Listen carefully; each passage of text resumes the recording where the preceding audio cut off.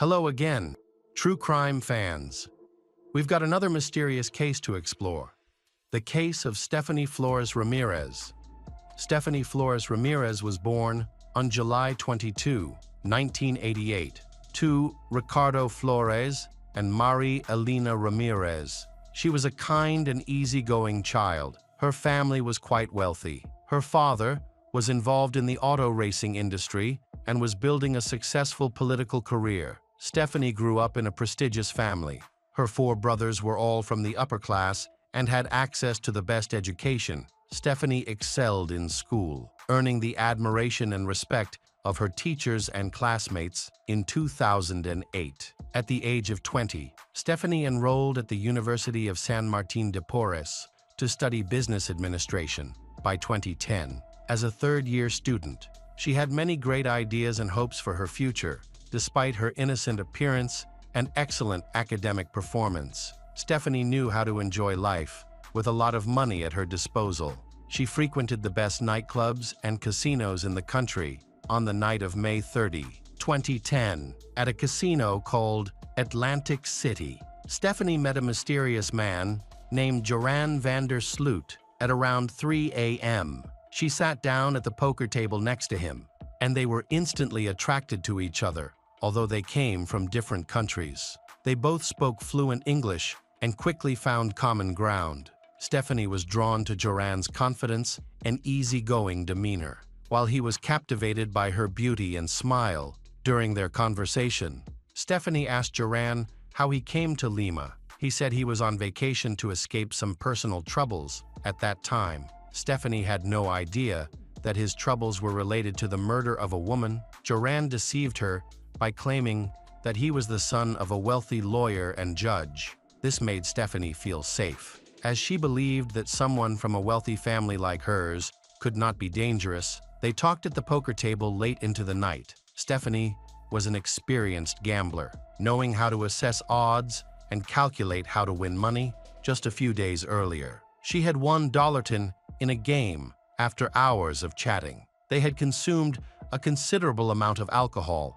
What started as a casual conversation gradually turned into flirting. Eventually, Joran invited Stephanie to spend the night with him, and to her surprise, she agreed. They went to a hotel in the Miraflores area, where Joran rented a room. There are differing accounts of whether the pair became intimate. Some say they had an intimate encounter, while others claim that Stephanie simply went to his room to continue playing online poker. The details of that night are somewhat unclear, however. It is confirmed that at some point, Stephanie accessed Joran's laptop. Stephanie later learned of Joran's connection to Natalie Holloway's death. She had been lured into a dangerous situation, and now she was trapped with a criminal. Stephanie tried to escape, but was unable to. When Joran realized she had discovered his secret, he became furious. A struggle ensued. He hit Stephanie in the nose with a crowbar, causing her to bleed mercilessly. Joran overpowered her and began strangling her. He then continued to attack her until she stopped breathing. When morning came, Stephanie still hadn't returned home. Her father, Ricardo, grew increasingly worried as time passed. He knew his daughter always came home, which made him fear that something was wrong. He contacted his son, Enrique, for help in finding Stephanie. They called Stephanie's co-workers, but when they found nothing, they contacted the police to report her missing.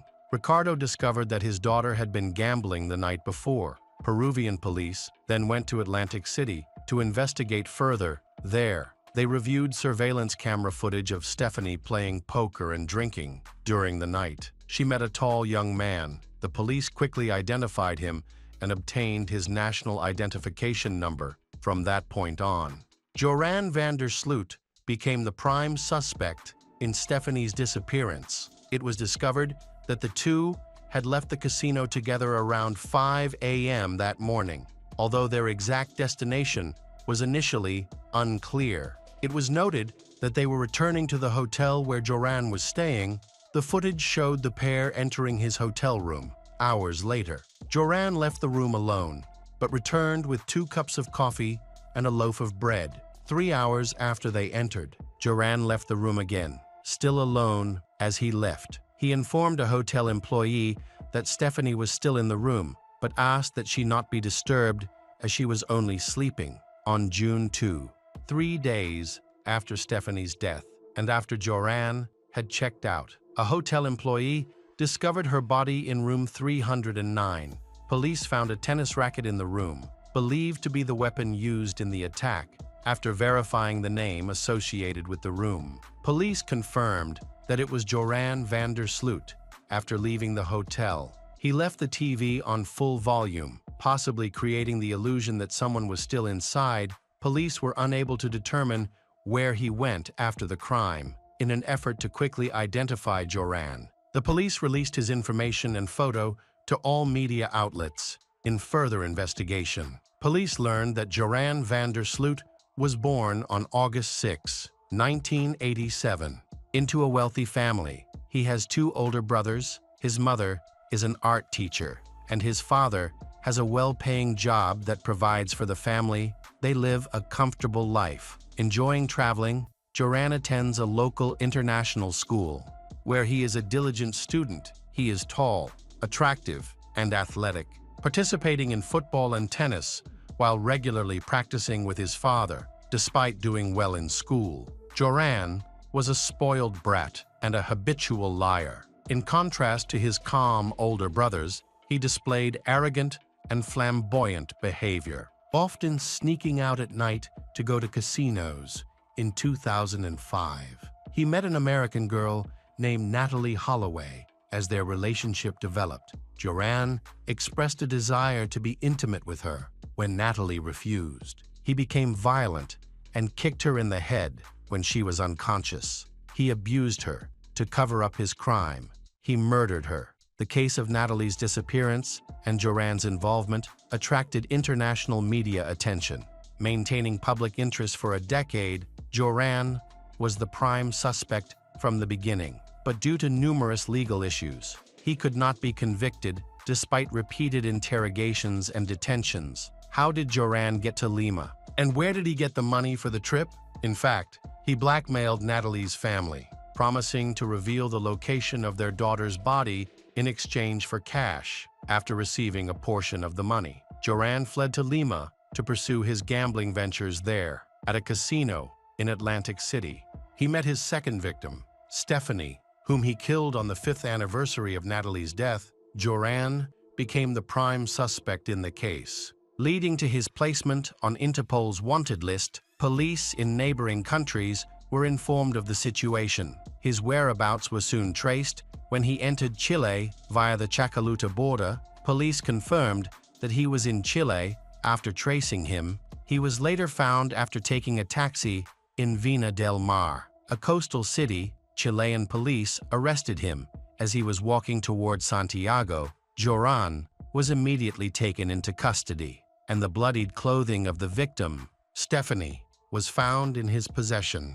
Initially, Joran denied any involvement in her death, claiming that armed robbers had attacked them in their hotel room. He alleged that when Stephanie refused to cooperate, they killed her. This explanation was seen as an attempt to evade responsibility. On July 5, after Joran was deported to Peru, an official investigation began. He was questioned, and after several days of police interrogation, he realized he had no way out and confessed to the crime. In his written statement, he detailed the events that took place that night. He claimed that he had left the hotel to buy coffee and bread, but when he returned, he discovered that Stephanie was using his computer and that she knew he was involved in Natalie's death. According to Joran, when he tried to explain with Stephanie, she hit him and ran toward the door. He then stopped her. He insisted that he never intended to kill her. However, when she invaded his privacy without permission, he became angry, lost control, and ultimately took Stephanie's life. Joran claimed that he drank coffee laced with an illegal pill, then packed his things and left the hotel. Subsequent toxicology tests showed no trace of any pills in his system, suggesting that he may have used this strategy to reduce his sentence in Peru. Crimes committed under the influence of illegal substances often result in lighter sentences, and it appears that Joran's attorneys were aware of this and sought to exploit it, Joran was subsequently arrested on charges of robbery and first-degree murder. Given the severity of Joran's actions and the wealth of his family, the judge denied his request for bail on the morning of the trial. An angry crowd gathered outside the courthouse, expressing their outrage by throwing fruit and eggs at Joran as he was escorted inside. Joran had previously been held in a maximum security prison in South America, known for its harsh conditions. Where he was constantly monitored, he was offered a chance to be transferred to a prison in Aruba if he revealed the location of Natalie's body. But he refused the offer. Joran's attorneys have argued that Joran lost control during the attack on Stephanie because she took his laptop without permission. If the judge had accepted this argument, Joran could have faced a lighter sentence of only 3 to 5 years in prison, and with good behavior, he might have been released after 20 months. However, these efforts have failed. On January 11, 2012, Joran van der Sloot pleaded guilty to the murder and robbery of Stephanie Flores Ramirez. He was sentenced to 28 years in prison and ordered to pay $75 to Stephanie's family. This marked the end of Stephanie's case. However, Joran's criminal story is not over yet. He was recently extradited to the United States to face charges of extorting Natalie's parents. Concerned that his sentence could be longer than life, he decided to plead guilty. Natalie Holloway's case took a turn when Joran van der Sloot pleaded guilty to extortion and wire fraud. The plea added 20 years to his sentence, which he would have to serve after his release from a Peruvian prison. Although Joran confessed to killing Natalie, he was not punished for that crime. Instead, he was sentenced to a total of 28 years in a Peruvian prison. After serving his sentence, he was transferred to a U.S. prison to serve an additional 20 years for extorting Natalie's family. During this time, little was known about what happened. Notably, Joran's father, who had supported him, died of a heart attack. Although Joran faced a total of 48 years in prison, many felt that this punishment was insufficient given his cruelty. Stephanie and Natalie lived short but vibrant lives, filled with love and the promise of a bright future. Their families and friends are devastated by the loss of their beautiful daughters, sisters, and girlfriends. It is heartbreaking to know that their lives were taken by a criminal with no compassion. If Joran had been incarcerated sooner, with enough evidence against him, Stephanie might still be alive today. Hello again, true crime fans. We've got another mysterious case to explore. The case of Sharon Pryor. Sharon Pryor was born on February 9, 1959, in Montreal, Canada. Her mother, Yvonne Pryor, is from the UK, and her mother's family immigrated to Canada when she was very young. Her mother lived her entire life in Canada, where she met her future husband, George, a serviceman. The couple fell in love, got married, and later welcomed their daughter Sharon. Just before Sharon's second birthday, her mother gave birth to twin girls, Doreen Va Marine, in 1962. Then she had another brother, who was the youngest. In 1965, George was stationed elsewhere in a different location, leading to the couple's decision to divorce. While George continued his military career and moved frequently, Yvonne settled in an apartment in Lang, Canada, provided through a program for military families. This quiet and cozy place seemed perfect for raising her children. Yvonne, Sharon's mother, thought she had found a safe home for her family. But she was unaware that danger could lurk even in such peaceful neighborhoods. From a young age, Sharon is famous for being a very gentle person, beautiful, and caring. She was responsible, sincere, and kind, which drove her to help those in need. Consequently, she often rescued homeless animals, especially those that were sick or injured. This compassion inspired her dream of becoming a veterinarian in the future. Later on, Sharon joined a school club and began playing hockey. She was also very creative, dedicating her free time to art clubs and needlework classes. With her many talents, Sharon appeared to have a bright future ahead. Yvonne was thrilled to see her daughter blossoming into such a wonderful person. As Sharon's assistant, Yvonne was naturally cautious and tried to protect her from negative influences and trouble. Sadly, this caution could not shield Sharon from meeting a cruel man who came into her life. At 16, Sharon is a normal girl facing typical teenage problems. She loved the music of the time and had new hobbies that her parents didn't always support. During this time, she met a young man named John, who had admired her since the 4th grade. Eventually, they started dating in the presence of their friends and were seen as a close-knit and loving couple. Sharon's parents, recognizing their affection for each other, supported their relationship. According to Sharon's mother, they had a harmonious relationship with no conflicts, and Sharon was surrounded by good people. Unfortunately, they were unable to shield her from trouble. On March 29, 1975, March 29, 1975, everything was going on as usual. Sharon woke up and had breakfast. Her mother was out running errands, having gone to the store the day before Easter to buy food and gifts for her children. When her mother returned home with the shopping, Sharon, the eldest daughter, helped her unpack. This day was meant to be special for the family. Additionally, her mother's boyfriend and his son, Stephen, along with some friends, were planning to visit. Sharon spent most of the day painting Easter eggs and preparing for the holiday. Stephen arrived early and played with her younger brother. Afterward, Sharon got ready to go with Stephen to a sports and crafts association, where they were members. Sharon will go there to get a coat called Garl. This named after the brother of the organization's founder, who died of leukemia. This jacket represented membership in the association, but it wasn't given to everyone. The children had to earn it, for instance, by selling lottery tickets. Sharon was determined to get jacket and had successfully sold enough tickets. Excited, she went to the association to receive her personalized jacket. However, she was disappointed to find that they did not have her size available. As a result, Sharon had to return home empty-handed with Stephen, planning to come back for her jacket another day. Despite her disappointment, Sharon maintained the festive spirit. She joined her mother and boyfriend to help with the final preparations for the gathering. Once the guests arrived, Sharon and her mother hid Easter eggs for the children to find later.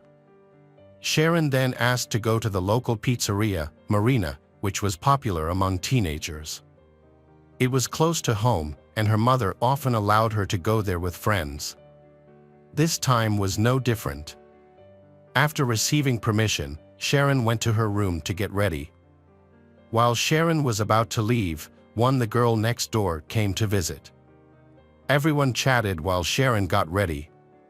She borrowed one of her mother's sweaters and put on her favorite suede jacket. Around 7 p.m., Sharon and her neighbor left the house, but Sharon went to the pizza shop alone because her neighbor changed her mind and didn't want to go anymore. They said their goodbyes. The girl next door went home, while Sharon headed to meet her friends at the pizzeria. A group of teenagers was already there waiting for Sharon, but she didn't arrive on time. The others assumed she was just late because she was with her boyfriend John, so they didn't worry and continued their evening at the pizzeria. At that time, several employees from the company were watching a hockey match at home. After the game ended, they headed to the pizzeria. Among them was John, Sharon's boyfriend, who was there without her and had no idea where she was. Like the others, he expected Sharon to be at the pizzeria by the time they arrived, and her absence worried everyone since she was usually very punctual. Meanwhile, Sharon's mother, Yvonne, was at home putting the younger children to bed and watching TV. She decided to wait a bit longer, thinking that Sharon might have lost track of time while spending time with a friend, and will return home later. She stayed in the living room, watching TV, so she wouldn't miss her daughter's return, but she still hadn't come home. Around 1 o'clock in the morning, Yvonne was overwhelmed with fear because there was still no news about her daughter, Sharon. It was too late to call Sharon's friends, so she had to wait until morning, look out the window occasionally.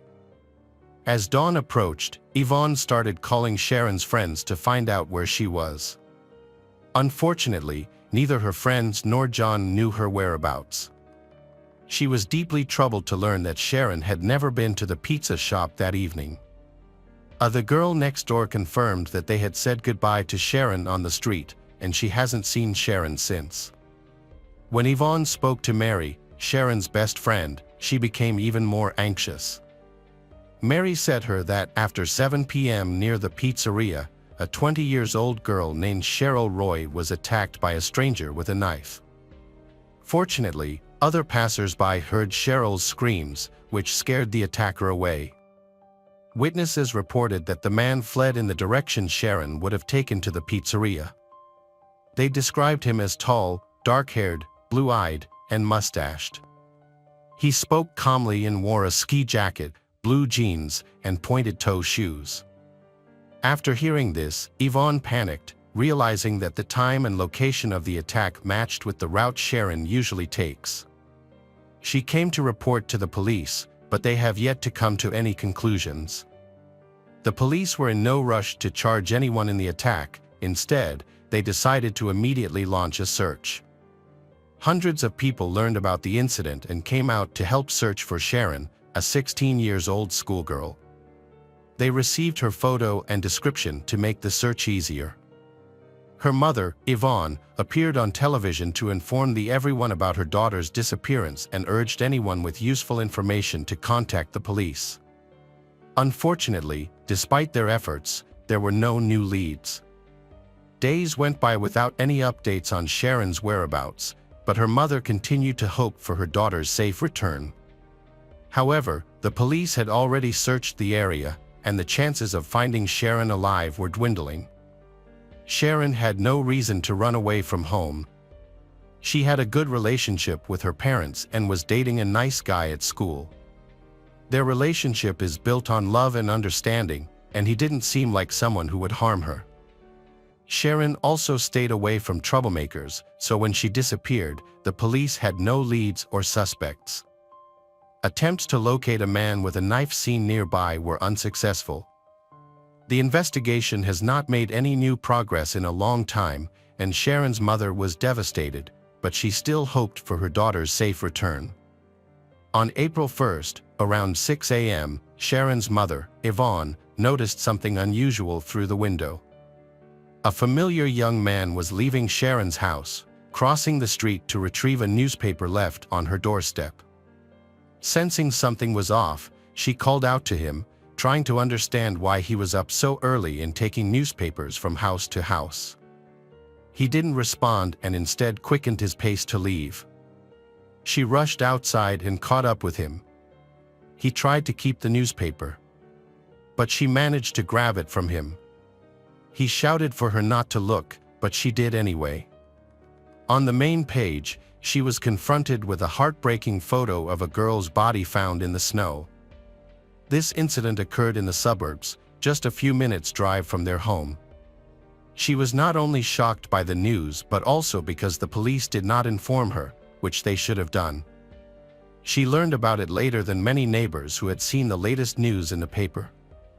She convinced herself that it wasn't Sharon but rather another girl who resembled her daughter. After gathering her thoughts, Yvonne called the police to dispute the newspaper's frightening headline. The detectives informed her that they had not yet confirmed if the body belonged to Sharon, which intensified her fear. Feeling overwhelmed, she asked for Sharon's father, George, to come to the area for her since she was in shock. The photograph of the victim bore a striking resemblance to her missing daughter, Sharon, and she was dressed exactly as Sharon's mother had described.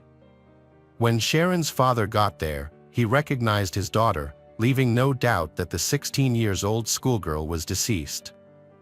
A local resident, Jacques, who had also read about the girl's disappearance in the newspaper, discovered the body. Upon recognizing the victim looked like Sharon, he immediately reported the grim discovery. Jacques usually made sure that all his doors were locked, but on Tuesday, he discovered that one lock was open and the door was unlocked. He thought it was strange that there were no signs of a break-in, as if someone had a key. The truth was, he was the only person with full access to the house. When he went outside to the driveway, he was shocked to find a woman's body lying there, naked from the waist down. Additionally, nothing had been taken from his home. Jacques was perplexed about why the body was found in that location. Patrol officers soon arrived, and a murder investigation began. They quickly noted that it was a brutal crime. Sharon had multiple signs of abuse, including bruises and hematomas. She was only wearing a suede jacket and a blue sweater, with her jeans located a few meters away and her underwear caught on a tree. Her mouth was tightly taped, with the tape tangled in her hair.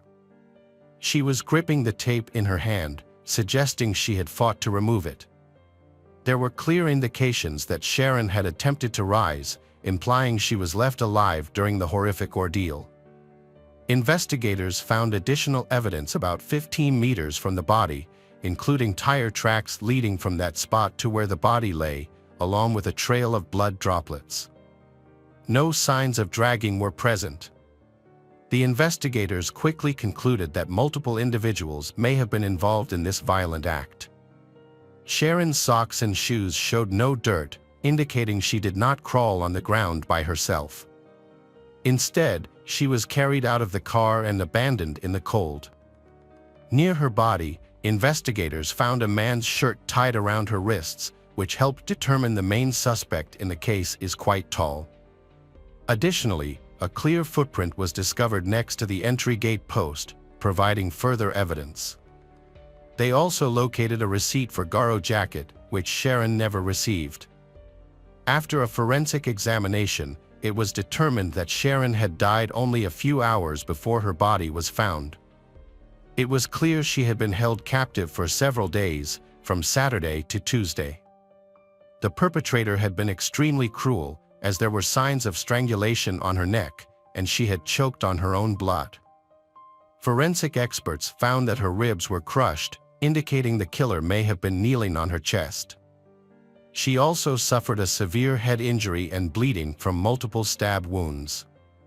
Both sides of her jaw were broken, her nose was fractured, and her cheek was torn by a tooth that had been knocked out from the force of the attack. On April 4, 1975, about 200 friends, relatives, and local residents gathered at a community center. They hoped that the killer would soon be caught. 9 months prior to Sharon's murder, another brutal crime occurred in Canada, the killing of a teenage girl in Château. 12-year-old Norma O'Brien was murdered on the evening of July 9, 1974. After leaving home to play water polo, she discovered the pool was closed for repairs. Norma returned to the pond, but she never made it back home. That same evening, she was reported missing. The family was convinced that Norma would not have left on her own, so they started looking for her.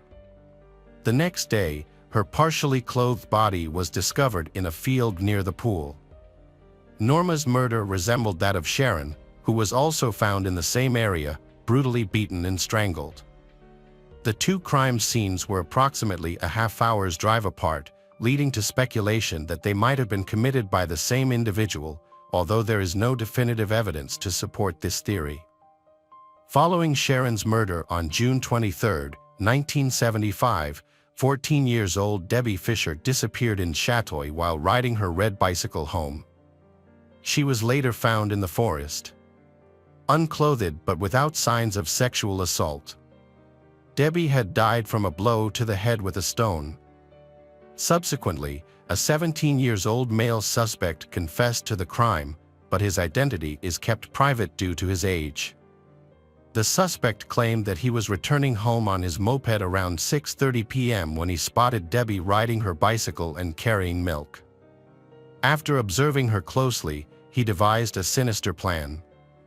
He greeted her, and she responded in kind. He then overtook her, concealed his moped in the bushes, and sat on the curb, pretending to cry. Concerned, Debbie stopped, and the suspect called her over, prompting her to step closer to him. He grabbed her and began to assault her. He threw the milk into the field, and she lost consciousness. Then, he hid her bike in the bushes and attempted to rape her but was unsuccessful. In a fit of rage, he struck her on the head with a rock, causing her death. He concealed her body in an abandoned car in the forest and fled on his moped. Debbie's killer later admitted killing Norma O'Brien, but he denied any involvement in Sharon's killing.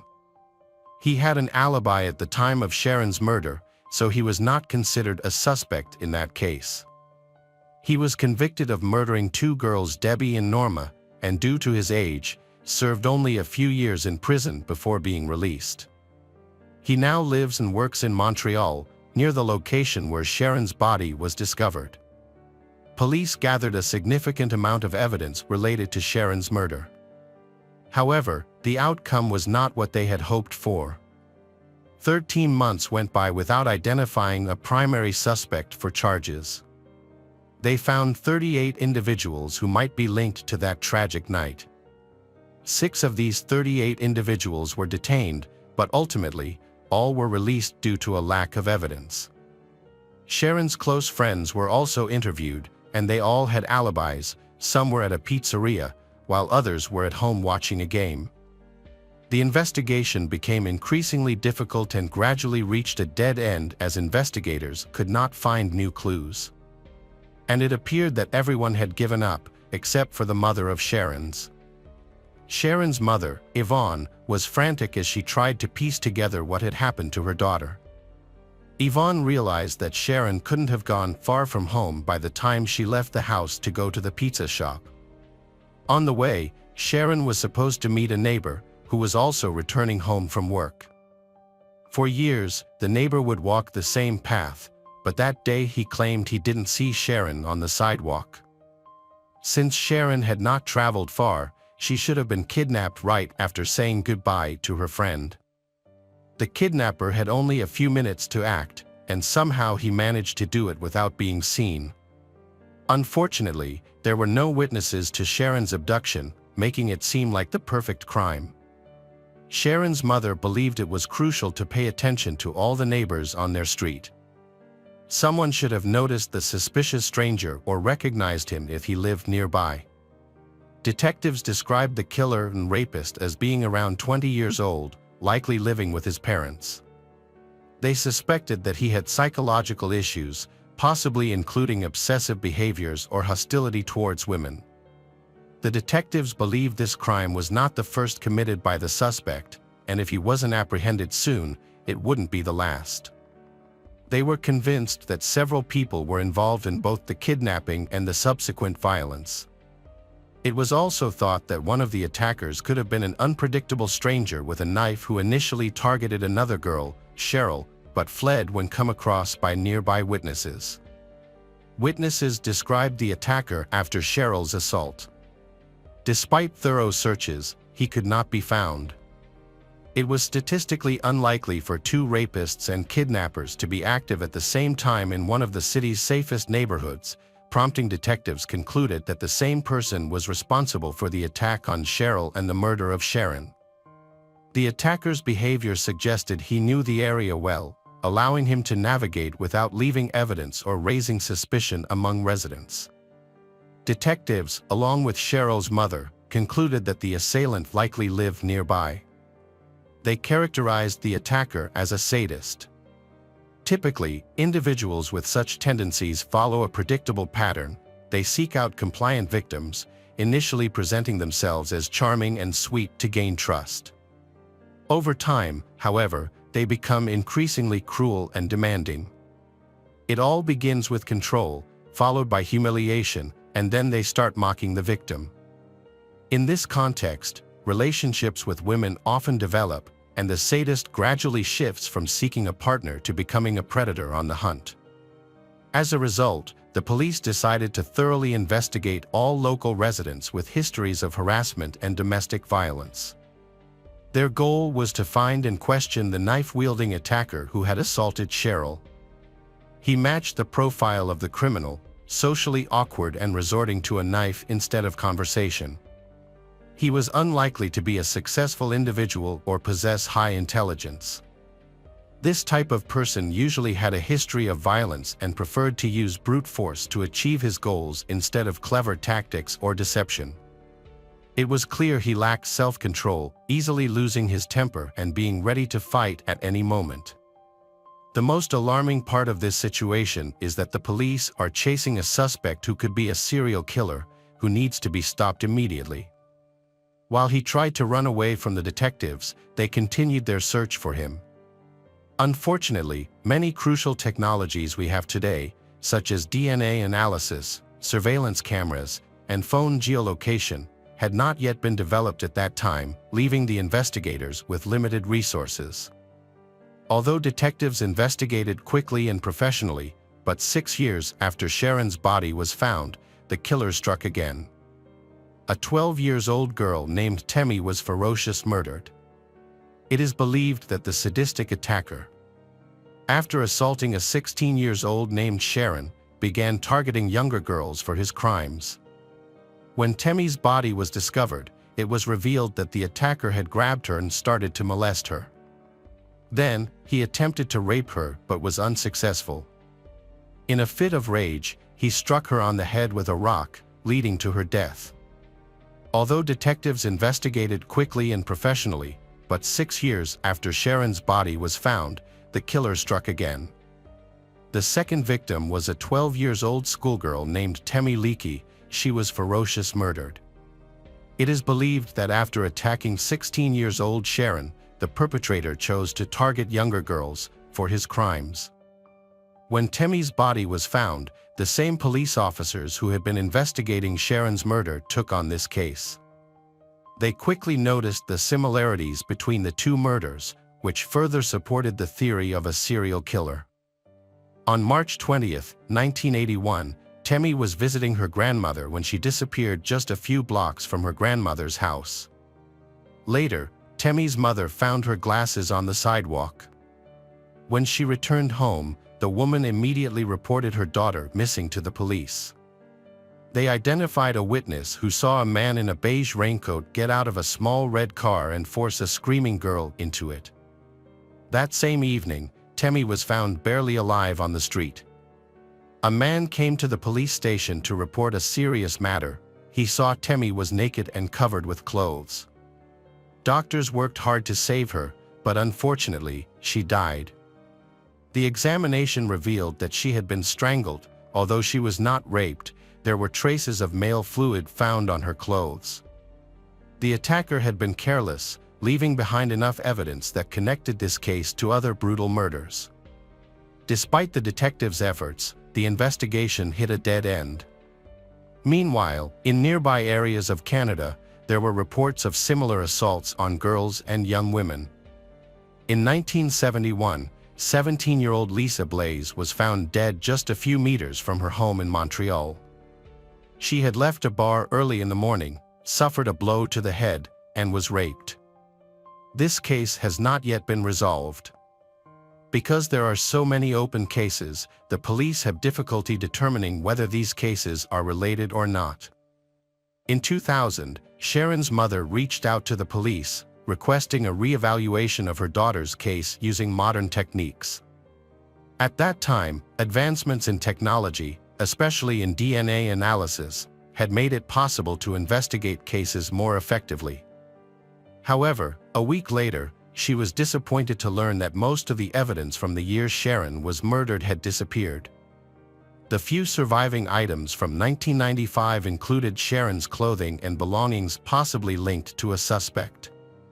Forensic scientists tested a shirt belonging to a man but found that the DNA did not match Sharon. Although no matches were identified in the database, the DNA sample was preserved for future comparisons with any suspects that might emerge later on. In June 2004, the police received a tip about a garage where Sharon might have been held by her killer. When detectives investigated, they found no new evidence. They collected 3 DNA samples from the site, but none matched Sharon's DNA or the materials found on her clothing. Ultimately, this lead turned out to be false. In 2012, a $10,000 reward was offered to anyone with information leading to the arrest of the killer of Sharon. This announcement suggested that the police might have new leads in the case and were seeking help from the public. They established a special hotline to make it easier for people to share information, and the investigation has been reopened. However, like previous efforts, this initiative did not result in any breakthroughs. Detectives revisited the case involving Cheryl's attack in hopes of identifying the perpetrator. They arranged for Cheryl to undergo hypnosis. During the session, she was shown photos of various men, including serial killer William Patrick Fife.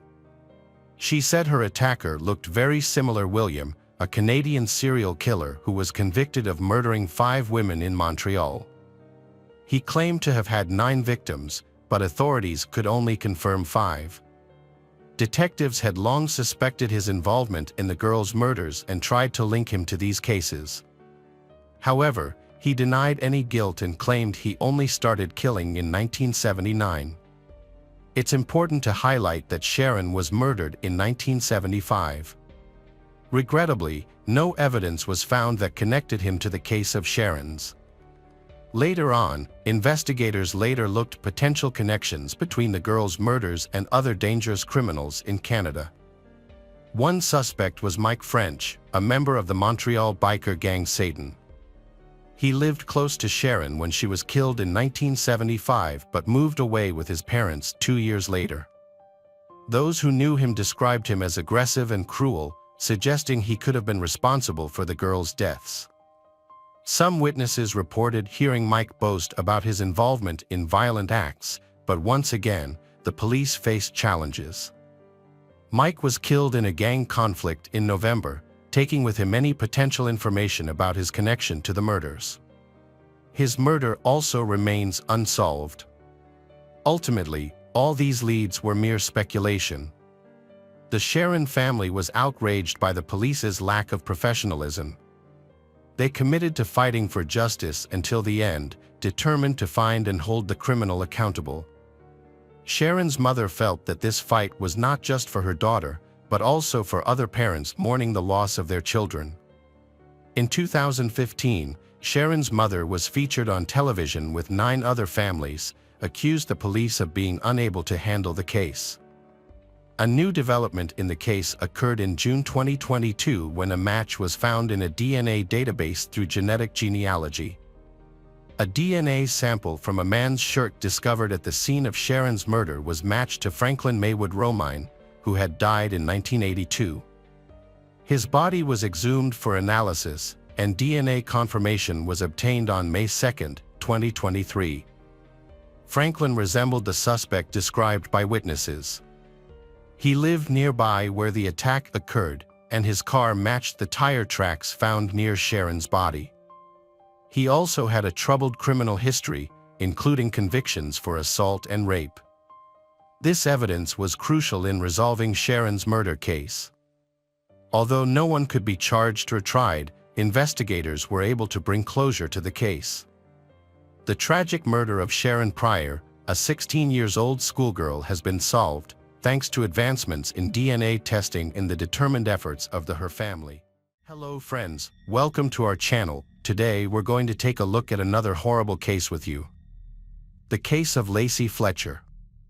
Lacey Fletcher was born on November 25, 1985, and spent her childhood and much of her life in Louisiana. She was the only child of Sheila and Clay Fletcher. Her father worked for a non-profit organization focused on the American Civil War, while her mother had previously served as an assistant prosecutor and worked for the mayor.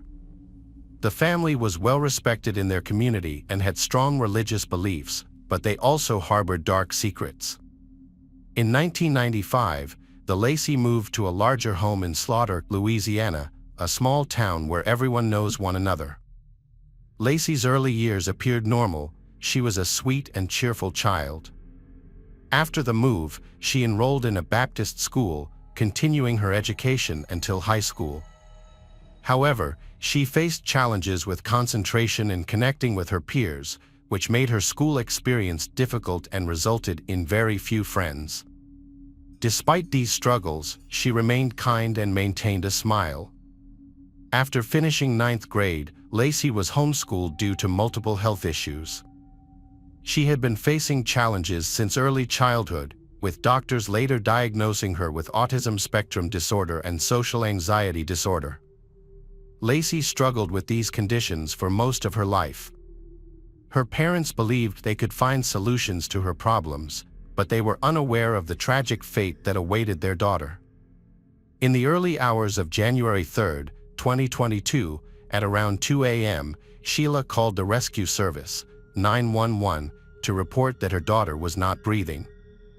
During the call, the dispatcher guided her on how to perform first aid. Sheila followed the instructions for artificial respiration, making desperate attempts to save her child. However, Sheila was in a panic and couldn't even answer the question about her daughter's age right away. She mistakenly said Lacey was 31, even though she was actually 36. When the medics and police arrived at the house, they found Lacey lifeless, lying on a leather sofa. This was just the start of a series of shocking revelations. Although the house looked decent from the outside, a terrible stench emanated from the doorway. At 3:07 a.m., police entered Lacey's room. The surroundings were in a frightening state of disarray, filled with insects and rodents. Sheila's was so wretched that it was hard to determine Lacey's age. Her parents were unsure but believed she was 31. She was eventually identified as a young woman thought to be between 24 and 48 years old. It appeared she had spent an extensive amount of time sitting on the couch, creating a shape resembling a crater. This indentation had collected dirt and waste, and she had remained nearly immobile in that spot. The room was filled with a horrendous odor, a mix of excrement and urine along with waste from the insects and rodents. Lacey's condition suggested that she had been in this place for an extended period. Her legs were curled beneath her due to the accumulation of waste, and her limbs were severely decayed, nearly to the bone. The police noted deep ulcers and signs of possible tissue infection on her body, which was very dirty. Her hair was severely tangled, indicating it hadn't been washed or combed in a long time. Additionally, her face was marked with red spots that were difficult to identify at first glance. An autopsy revealed that Lacey's stomach contained only candy and foam and residue from cleaning products. Similar foam and liquid were found on the sofa, along with evidence that Lacey may have tried to eat the cleaning products because she was hungry. Next to the sofa was a gray chest of drawers with a pile of neatly folded clothes. The room also contained a portable toilet and a black chair a few meters away from the sofa, which contained various medical supplies, talcum powder, and bottles. According to police, the girl's death was the result of neglect of her health. Police believe Lacey did not receive the proper care she needed and was unable to care for herself due to her physical or mental health issues.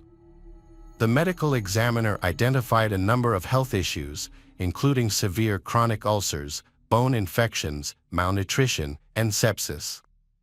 These conditions led to Lacey's tragic and painful death.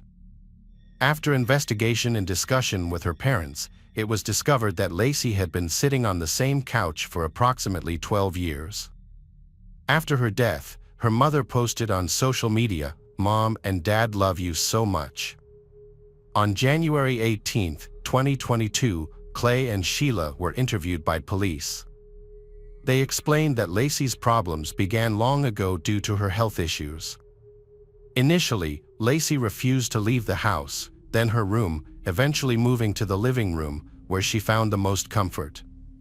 To accommodate her needs, her parents renovated the room, bought a large leather sofa, installed a toilet, and provided her with everything she needed to care for her.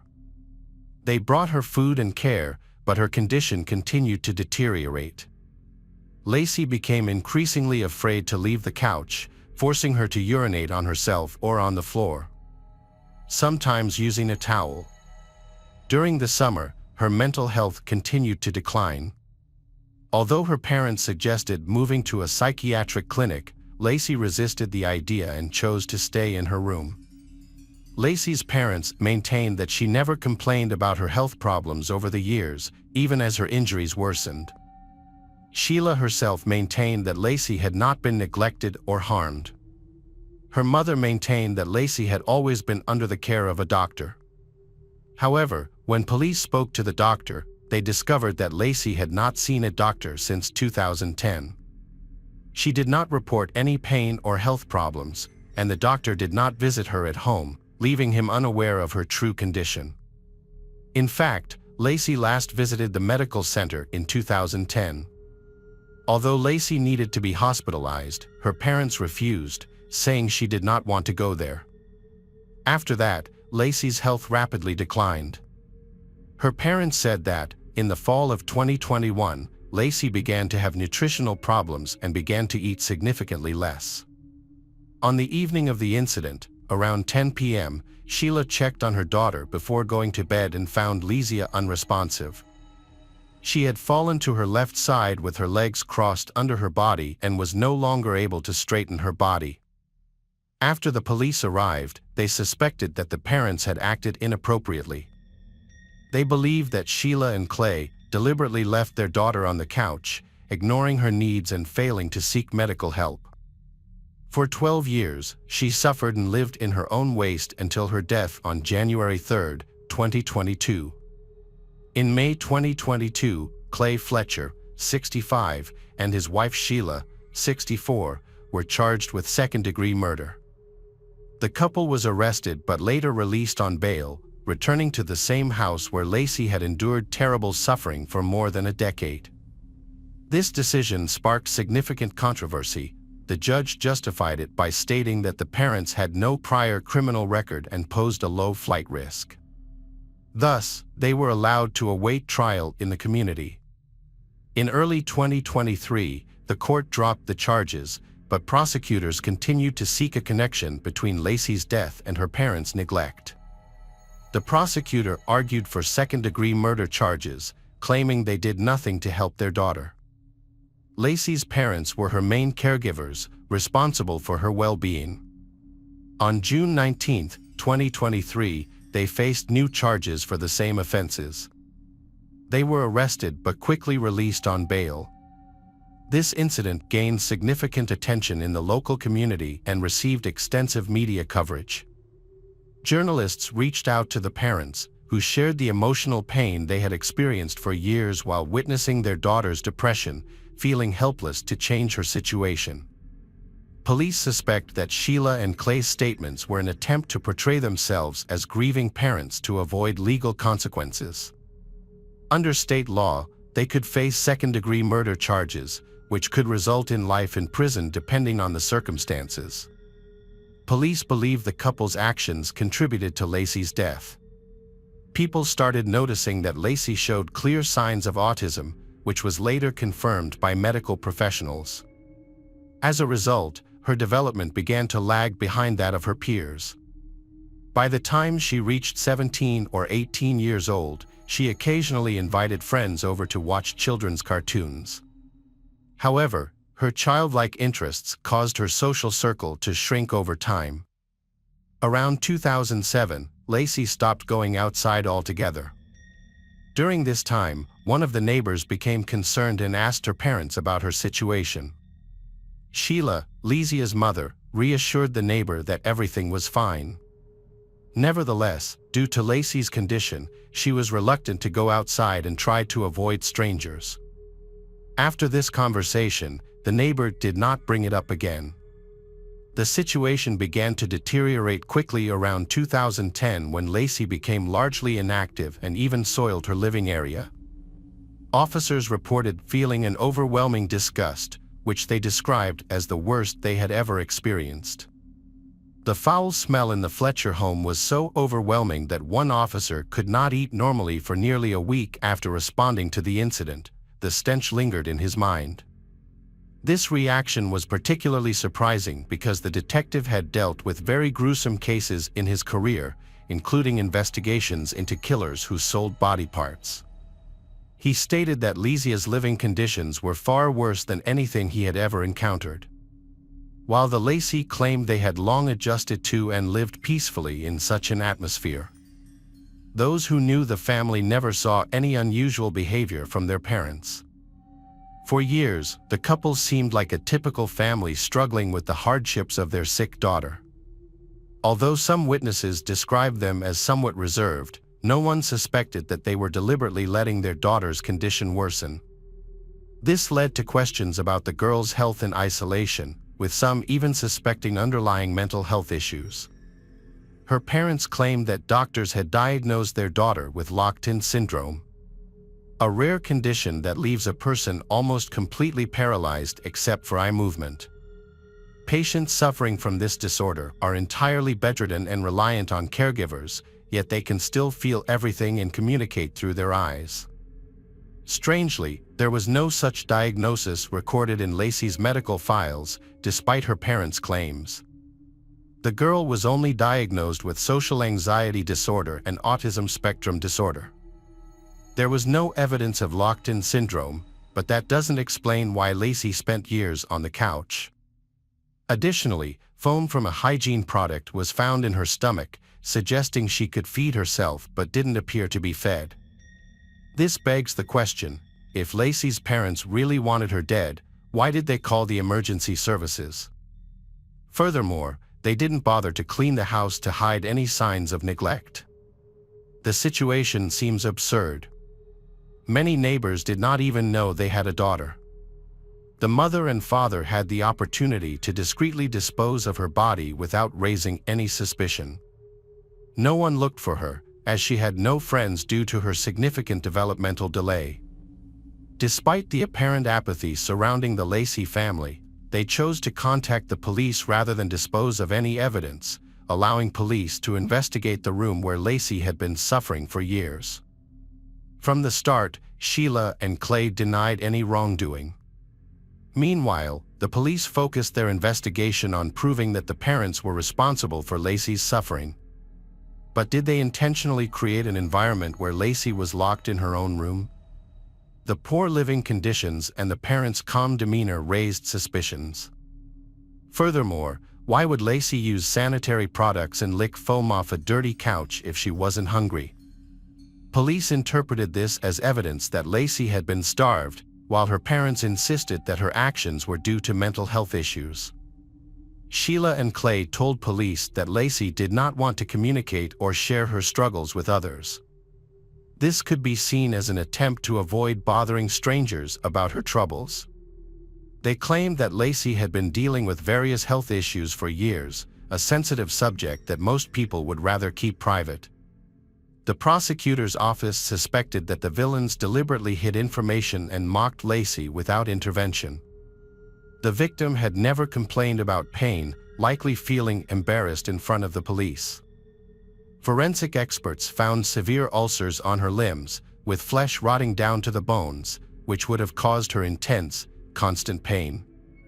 Under such conditions, she would have been unable to endure the pain without strong medication. However, her parents claimed they never heard her complain, and the neighbors had not noticed any sounds coming from the Lacey household. The lack of noise is understood to be due to the distance between the two homes. Forensic experts have found discrepancies in the parents' accounts. They claim to have discovered their daughter's death at night and contacted the police immediately, but the medical examiner later determined that she had been dead for more than a day.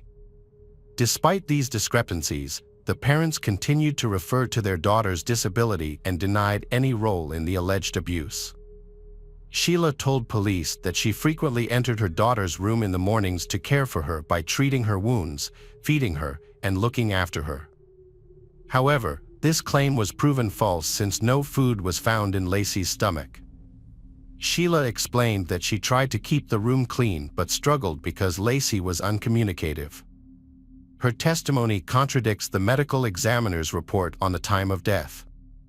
This raises important questions about motive, if the parents were truly guilty, why did they call the police? Why did they subject their daughter and themselves to years of torture while living in such horrific conditions? Police believed that the mother and father might not fully grasp the seriousness of their daughter's mental health issues. The parents insisted on maintaining Lacey's common sense and cognitive abilities, despite the medical professionals' warnings that, due to her identified disorders, Lacey couldn't fully understand her circumstances. Some have suggested that Clay and Sheila may have suffered from mental disorders that made it difficult for them to understand their actions. However, they were well-respected members of the local community and had not aroused suspicion up to that point. Witnesses did not describe them as having such problems, and it was unusual for 3 family members to suffer from mental illness at the same time. Sheila's defense attorney initially succeeded in getting the charges against her dismissed. However, the charges were refiled on June 19, 2023. On February 1, 2024, the district attorney announced that Clay and Sheila would plead guilty to manslaughter. On February 5, the prosecution decided to seek the maximum sentence of 40 years in prison. A hearing was scheduled for March 20.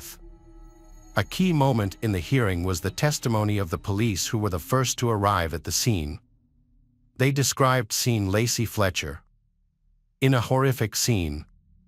They described the smell as a horrifying mix of rotting flesh and human and animal waste. The parents, who should have been protecting Lacey, transformed their home into a nightmarish environment. Lacey's legs were bent under her body and remained in that position for an extended period, leading to not only decay in her flesh but also stiffness in her muscles and ligaments. Just imagine the pain and discomfort she must have endured. Naturally, she couldn't stay quiet and had to scream from her pain and suffering. Sadly, it remains unclear how they were able to silence her. The investigation revealed that shortly before her death, her parents had gone on vacation for a few days, leaving her alone. She had no food or water and was unable to move due to her health condition.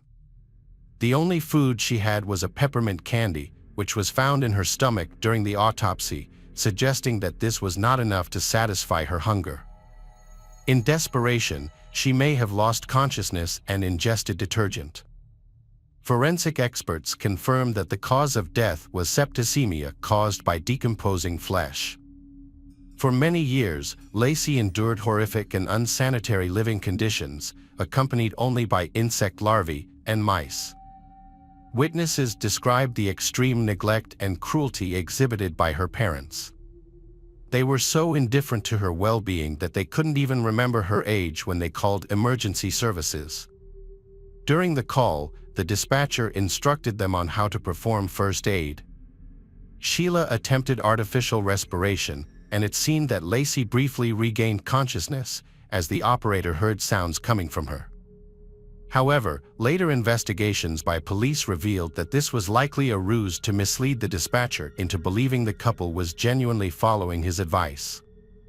In fact, resuscitation was impossible. Lacey had died the day before. Gradually, people begin to accept the situation, but it's important to note that this isn't a mental disorder. Sheila and Clay attempted to persuade the judge to give them a more lenient sentence, arguing that they had endured many years of suffering due to their daughter's condition. After 18 months of maintaining their innocence, the couple ultimately decided to plead guilty to manslaughter, likely in hopes of receiving a lighter sentence from the Supreme Court. The events shocked the local community, particularly the church members who knew Sheila and Clay. Many were taken aback by how calm the couple appeared despite the horrific circumstances. For 12 years, their daughter suffered in their home while Sheila, Clay managed to remain composed. Despite the prosecution's strong case, some community members continued to support the family. The defense team maintained that Sheila and Clay were innocent, portraying them as loving parents who supported their daughter until the end. The mother claimed she fed and bathed her daughter daily, although the daughter typically refused food in her final months. She also stated that she visited every day and sometimes slept on the couch next to her daughter, which she described as a peaceful experience. However, this claim raised suspicions, as the mother appeared well-groomed and it seemed unlikely she could sleep in a filthy environment filled with waste and insects. The prosecution requested a 40-year prison sentence, with many supporters arguing that the couple should be imprisoned for life, as they would not suffer like their daughter did. The court eventually sentenced Sheila and Clay Fletcher, who were responsible for caring for Lacey for the past 12 years, to 20 years in prison. Hello again, true crime fans. We've got another mysterious case to explore. The case of Alexis Rasmussen. Alexis Rasmussen was born in 1995 and grew up in North Ogden, Utah, a small town known for its quiet and not far from Salt Lake City. She loved dancing, reading, and spending time with her family, especially with her brother, who was her best friend. They enjoyed watching movies and chatting together for hours. Alexis was cheerful, sociable, and always smiling. She wanted to be independent and earn her own money for personal expenses. Like many teens, she decided to work as a nanny to earn some extra cash. In the spring of 2011, Alexis started searching for a part-time nanny job. She learned of a couple nearby looking for childcare help. She applied and was hired immediately after the interview. The couple, DEA and Eric Millerberg, were 38 and 36 years old, respectively. They were seen as decent and educated, attending church every Sunday. DEA worked at the hospital, and they had 2 daughters. Alexis's meeting with them went well, and they quickly built a good rapport. She started working almost daily, caring for their children while they was at work. The eldest daughter, from DEA's previous marriage, was 5 years old, and the youngest was just 9 months old. Everyone was happy. Alexis had pocket money, which she spent as she wished and even managed to save some. Eric and DEA were finally able to go to work normally and spend time together, appreciating that their children were always supervised by a young nanny. Meanwhile, Alexis's parents were pleased that their daughter was earning her own money and showing a desire to work, rather than spending time at questionable parties. Many of her friends also worked as nannies or waitresses, so this was considered normal. This thing was ideal for everyone until a tragedy occurred. On September 10, 2011, as usual, Alexis went to babysit the Millerberg family's 2 children during the day. She was supposed to return home in the evening. However, at 11:30 p.m., she called her mother, Dawn, saying that Eric and DEA had not returned from their date yet, and she would have to stay late. She asked if she could stay the night to avoid having to go home after dark. Her parents agreed, they trusting the Millerbergs as a decent family and they think nothing bad will happen. This was the last call her mother received from her daughter. In fact, Alexis' relationship with the Millerberg family was complicated. When she met Day, she quickly fell under their negative influence. Despite their respectable appearance, but they had a troubled past. Both had been convicted for distributing illegal substances, and Eric had committed other crimes. At the time of these incidents, both were on probation for another offense, but neither Alexis nor her parents were aware of this, nor did they suspect she might be in danger at their house. The Millerbergs gradually got Alexis addicted to alcohol, starting with small amounts before hosting parties where alcohol was abundant. Later, they introduced her to weed. She quickly became dependent, and soon they began paying Alexis for her childcare work not with money but with weed. From the outside, no one noticed anything wrong with Alexis. She took very little and returned home late, so her parents were unaware of her new addictions and believed she was in good hands. Unfortunately, this was not the case. On September 11, 2011, Alexis' parents were waiting for their daughter to come home. However, after she informed them the previous day that she would stay at Millerberg's house overnight, she never returned home. Her parents tried calling her, but their calls went straight to voicemail. Too worried for her daughter, her mother, Dawn contacted all of her friends, but none of them had any information. Dawn has also been in contact with the Millerberg family, who said that she had left their home that morning and they never saw her again. Then, Dawn reported her disappearance to the police, who promptly began their investigation. Police have issued a missing persons notice for Alexis and questioned Eric and DEA, as they were the last known individuals to see Alexis. When the police arrived at the Millerberg home, Eric and DEA refused to let them inside, saying the house was untidy. They talked to the officers outside, stating that Alexis left their home around 11:30 a.m. to meet a friend, and afterward, the family went to bed and claimed to know nothing more about her whereabouts. During questioning, the officers noticed that DEA and Eric appeared to be under the influence of stimulants, which might have explained their erratic movements and overly cheerful speech. Their behavior seemed suspicious to the investigators, but without a search warrant, they were unable to inspect the house. This made them even more suspicious. The detectives speculated about whom Alexis might have planned to meet. They were aware of her boyfriend and considered that she might have gone to see him. The police came to see her boyfriend, and he said they had no plans to meet that morning. To verify this, he showed his phone and his messages with Alexis. Upon inspection, it was clear they had only exchanged brief messages shortly before she stopped communicating. The boyfriend claimed he had no idea where she could have gone or whom she was with. Detectives also spoke with Alexis' other friends and classmates, but nobody had seen her since she disappeared. It seemed like she had vanished. They all mentioned that she had no enemies. She was an ordinary teenager, with no ties to the criminal world. The possibility of her running away was dismissed because all her belongings, including money she had saved, were left at home. She had never run away before and wasn't seen as a troubled teenager. All the leads turned out to be useless. At that time, Alexis' parents were unaware of an app called Blink, which could have helped them locate she. Blink allows real-time tracking of the movements of loved ones and friends who choose to share their location.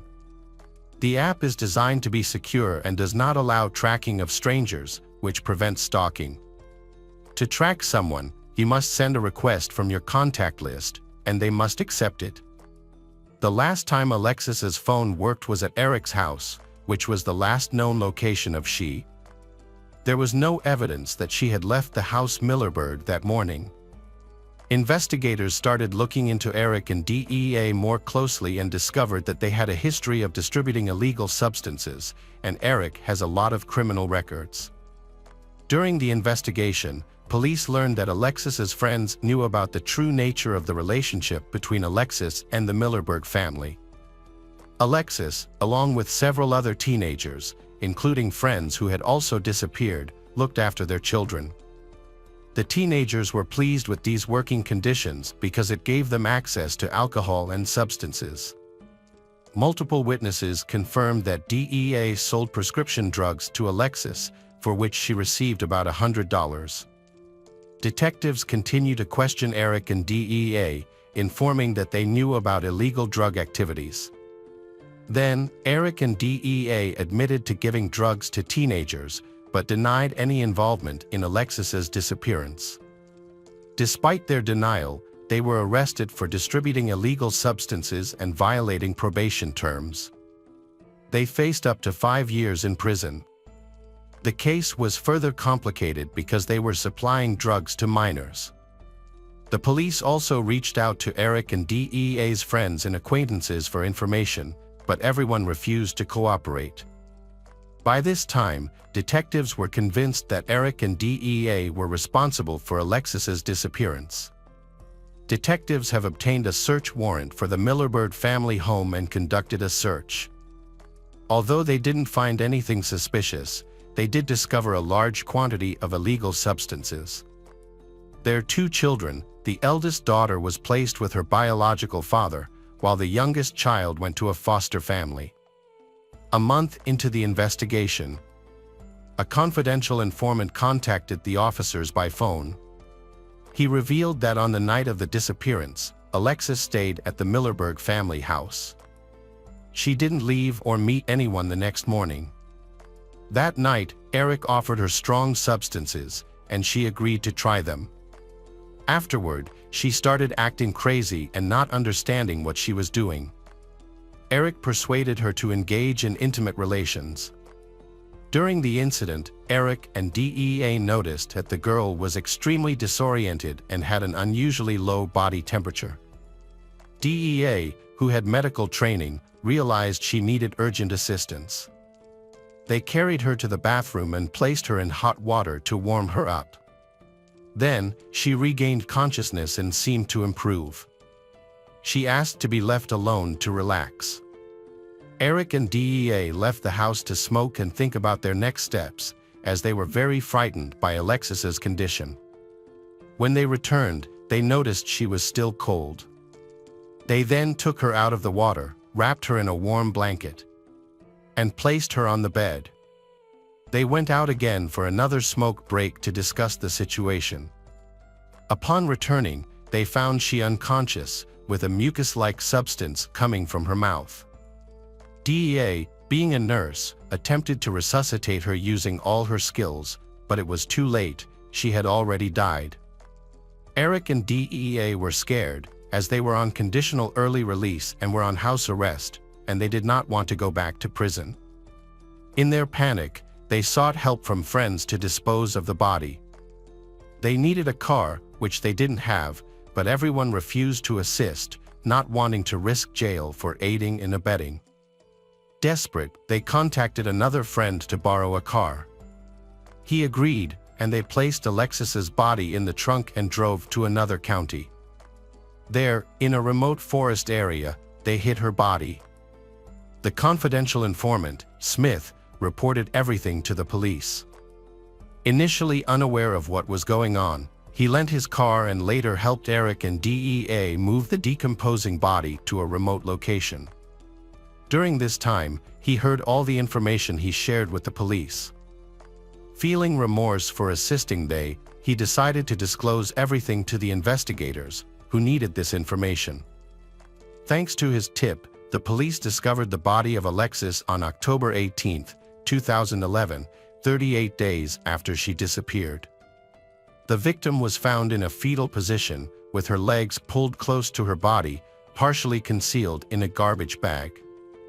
Due to the body's advanced decomposition, the police could not immediately identify her.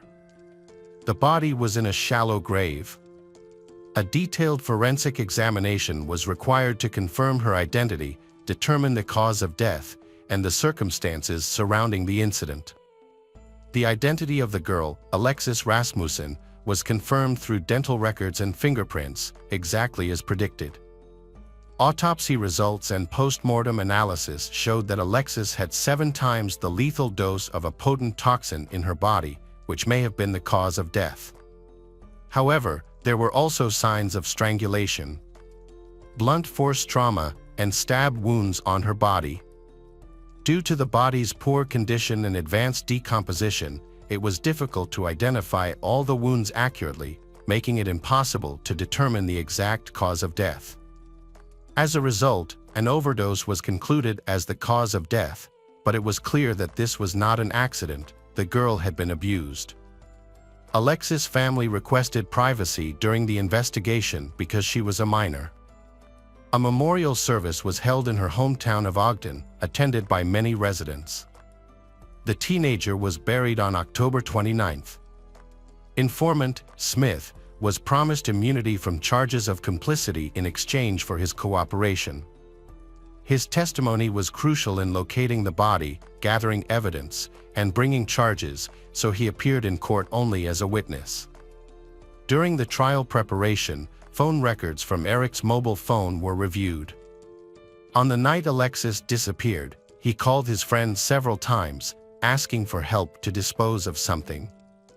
CCTV footage was also examined, revealing that on September 10, 2011, between 10 and 11 p.m., DEA visited the Wall Prince Pharmacy to buy prescription drugs that induce an altered state of consciousness.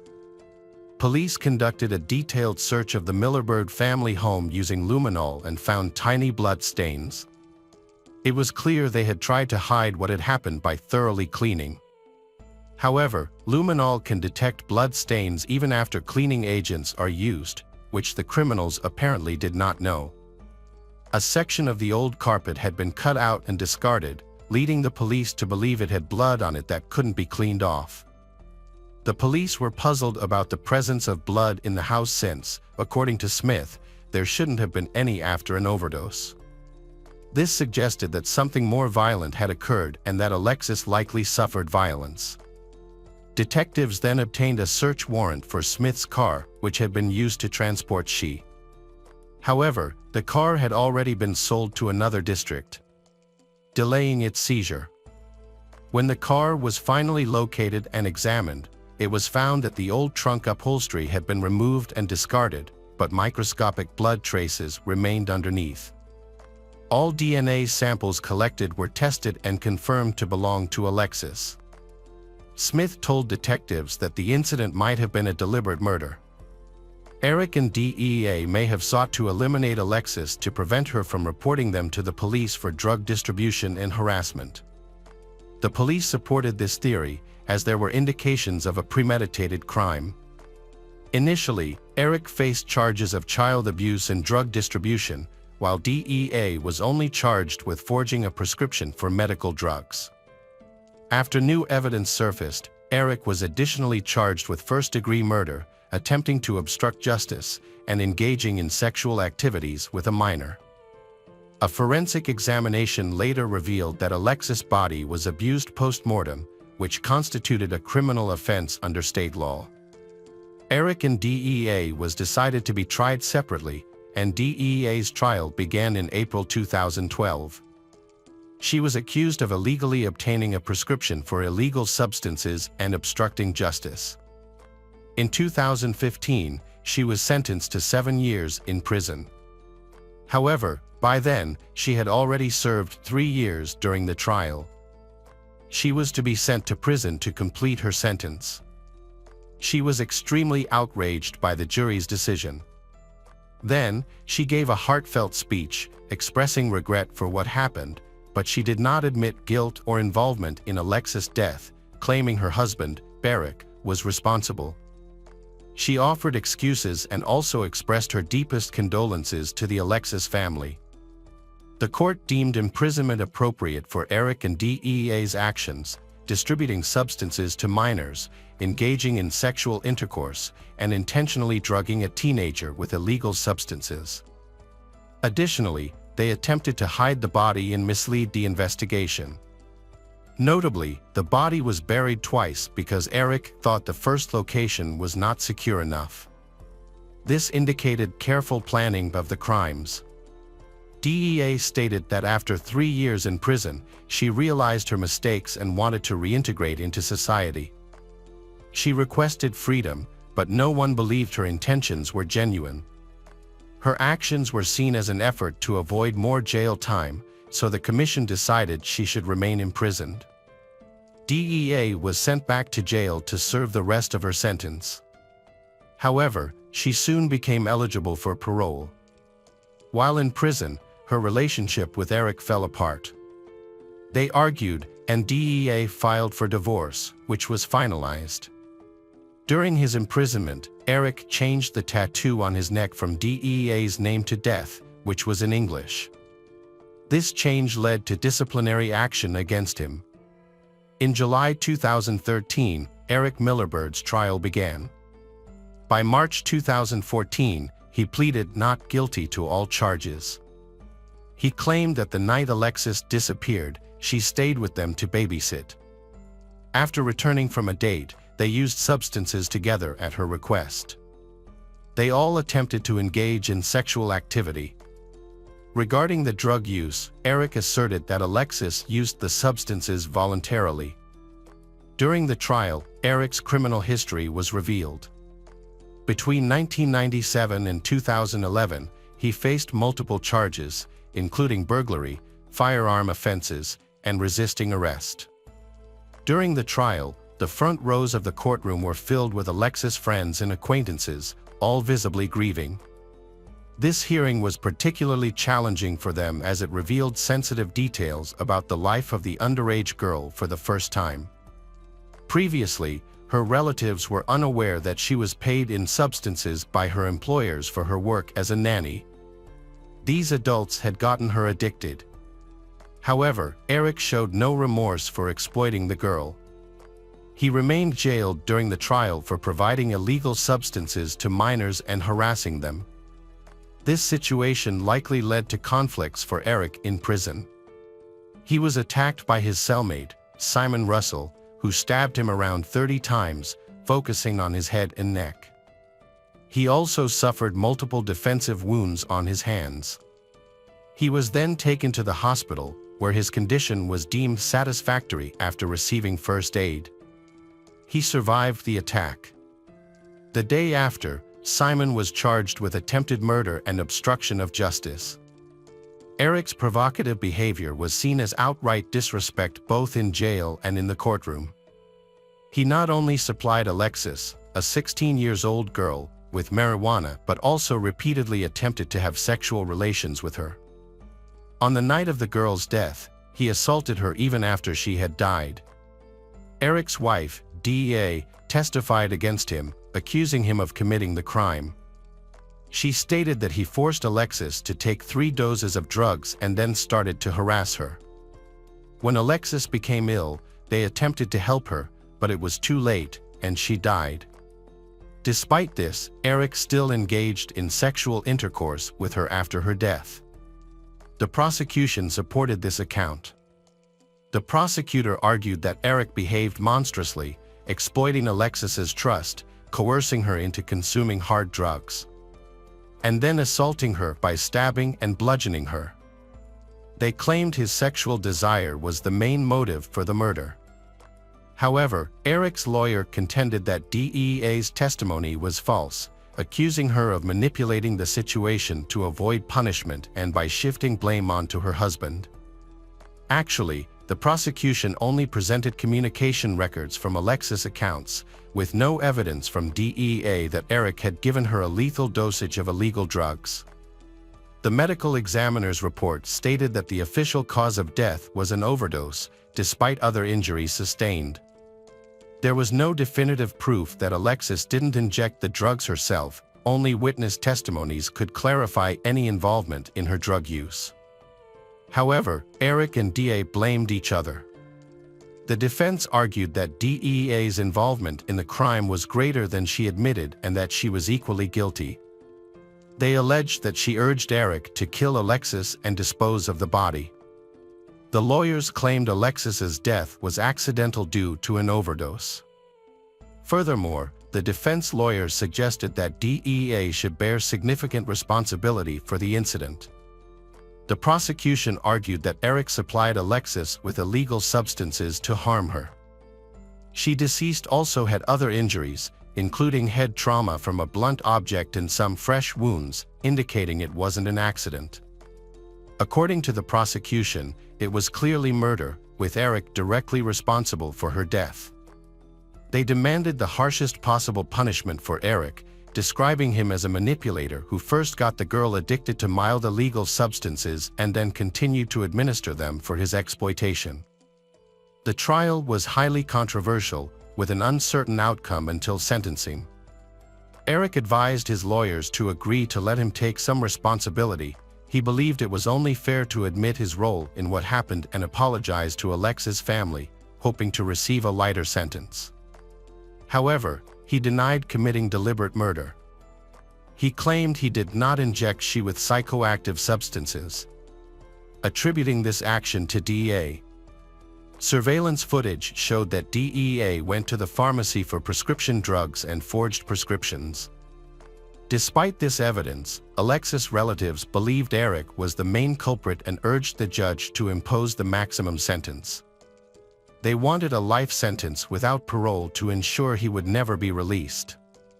The court found him guilty of all charges, including first-degree murder, and sentenced him to life imprisonment with the possibility of parole after 6 years. DEA applied for parole 3 times.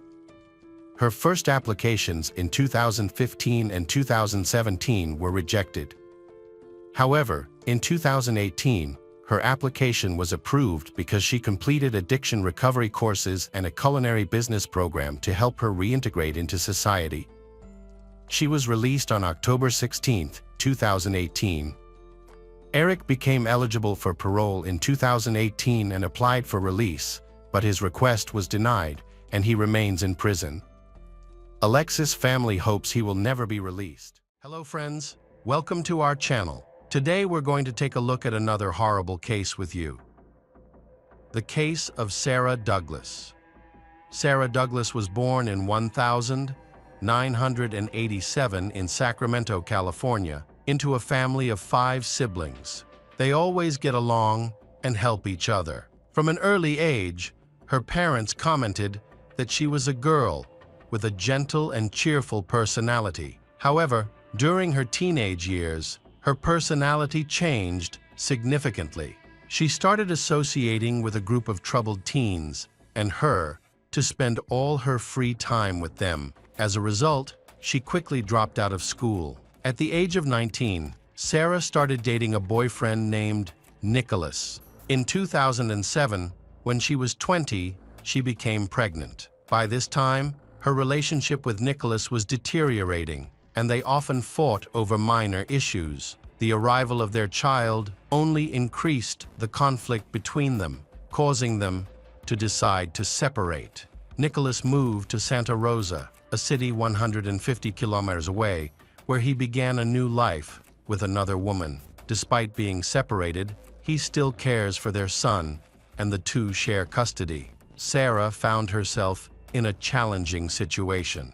As a young single mother, with a young child to care for, and education level is not high, she had difficulty making ends meet. Her parents were busy raising their own younger children and couldn't offer her much support. Although her mother and sister helped whenever they could, it still wasn't enough financially. She needed to find a way to earn money. Eventually, Sarah decided to work as an escort, drawn in by the good pay and flexible hours. She has an attractive appearance and quickly became famous in this industry, helping her earn a good income. However, she did not know much about the risks involved in this profession. After a few years as a call girl, she met Orville Fleming, a man who gave her the stability and security she had always craved. She hopes to quit her current job, find a husband, as well as a father for her son, and finally get her life on track. She believes so blindly in her dream that she does not notice the dangers around her. Orville Fleming was born in 1958 in California. Before he met Sarah, he was a happy husband and father. He dedicated over 30 years to his career as a fire chief, earning the respect of his community. He served for 24 years, including 3 years in Modesto. In 1993, he became a fire engineer with the California Department of Forestry. Thanks to his excellent performance, he was promoted to captain and became a battalion chief in 2012. Throughout his career, Orville built an impressive resume and reputation. He also worked part-time as an instructor at a fire academy, where he shared his valuable experience and trained future firefighters. Through hard work, he earned about $130,000 a year, enough to enjoy a wealthy lifestyle. When his children were grown, he and his wife could enjoy a comfortable life and their own pleasures. However, beneath the facade of this seemingly happy family lay a troubling secret about Orville. He spent most of his money on encounters with young escorts, as he found family life dull and craved excitement with attractive young women. He met these women through dating sites and escort services, and that led him to Sarah, a 20-year-old girl, 30 years younger than him. In his intimate relationships with these young girls, he sought the variety that was missing from his long-term marriage. His wife is a discreet woman so he often turns to call girls to satisfy his private needs. After meeting the beautiful Sarah online, Orville began dating her regularly. She charges $300 an hour for each meeting. He became very fond of her, and their encounters began to occur more frequently. She opened up to him about her struggles, earning Orville's sympathy, which gradually evolved into love. He loved Sarah so much that he decided to divorce his wife to start a new life with her, and she agreed. Orville decided to take action immediately. He soon had a conversation with his wife, leading him to leave her and their 2 children to be with his mistress, Sarah. He purchased a house in a quiet suburb near Sacramento. Sarah joyfully shared the news with her family, believing that her life would improve and that she could finally create a stable family. She promised Orville that she would quit the escort service and never return to that line of work. Everything seemed to be going well. However, Sarah's family was concerned about the age difference between her and her boyfriend. She was only 24 years old, while her boyfriend Orville was 54 years old enough to be her father. However, he seemed to be a thoughtful family man, which helped ease their worries. They saw this as a happy time in Sarah's life and supported her, not wanting to affect her happiness. At the start of their life together, everything seemed perfect and joyful. Orville tries to arrange the house so that Sarah and her son feel as comfortable as possible. She gave up her job as a call girl and started a normal life, becoming a housewife. Their life felt like a fairy tale, a perfect home, and a loving relationship. Sarah wishes to have a closer relationship, and she also wants to marry Orville. Her dreams seem to come true when Orville presented her with an expensive engagement ring, adorned with a large diamond. She accepted his proposal, but her happiness was short-lived. Orville turned out to be very jealous and controlling. He was possessive and wanted to monitor her every move, making her report on everything she did. He realized that she was financially dependent on him, and he used that to control her life, making her completely attached to him. The relationship lasted several years until Sarah grew impatient. Orville exhibits obsessive behavior and wants to control the people she interacts with, even in public. This led to suspicions and arguments between them. Additionally, conflicts arose with Orville's wife, Megan, who was still legally married to him. He filed for divorce, but the process took a long time, giving her more time to pressure him over financial matters. By early 2014, the situation had become very tense. Megan frequently calls Orville to ask him to pay off his debt and give her more money. She was particularly upset about the large sums he spent on call girl service, which often left Sarah in tears. At this point, Sarah and Orville's relationship had significantly deteriorated. She began spending more time with her mother and sister, and during one conversation, she admitted that she wanted to end the relationship due to the mounting problems. Sarah realized that continuing the relationship was a mistake. However, she did not think that her decision to leave him could lead to serious consequences. On Wednesday, April 30, 2014, Sarah's day started like any other. She sent her son to visit his biological father for a few days and planned a vacation with her mother and sister. They first went to a casino where they enjoyed themselves until 11 p.m. During that time, Orville kept calling and texting her, but she chose not to respond. He was upset that she ignored his request not to have fun while he was away. As midnight approached, Stephanie, Sarah's sister, took her back to the house she shared with Orville, and they said their goodbyes. Once inside the house, Sarah immediately noticed a strong smell of gas. She went to the kitchen and saw that the gas burners left on. Alarmed, she called her sister Stephanie to let her know that Orville had neglected to turn off the gas. It was obvious he wanted to poison her. Suddenly, a scream was heard, startling she. Orville had unexpectedly shown up, disrupt her and Stephanie's phone call. Then, all Stephanie could hear was her terrified screams. Assuming it was just another argument between lovers, Stephanie decided to hang up and go to bed. Early in the morning, Stephanie decided to call Sarah to find out what had happened the previous night. She dialed Sarah's number, but was surprised when there was no answer, as Sarah usually stayed in touch. As anxiety grew over Sarah's lack of response, she and her aunt went to Sarah's house around 8 a.m.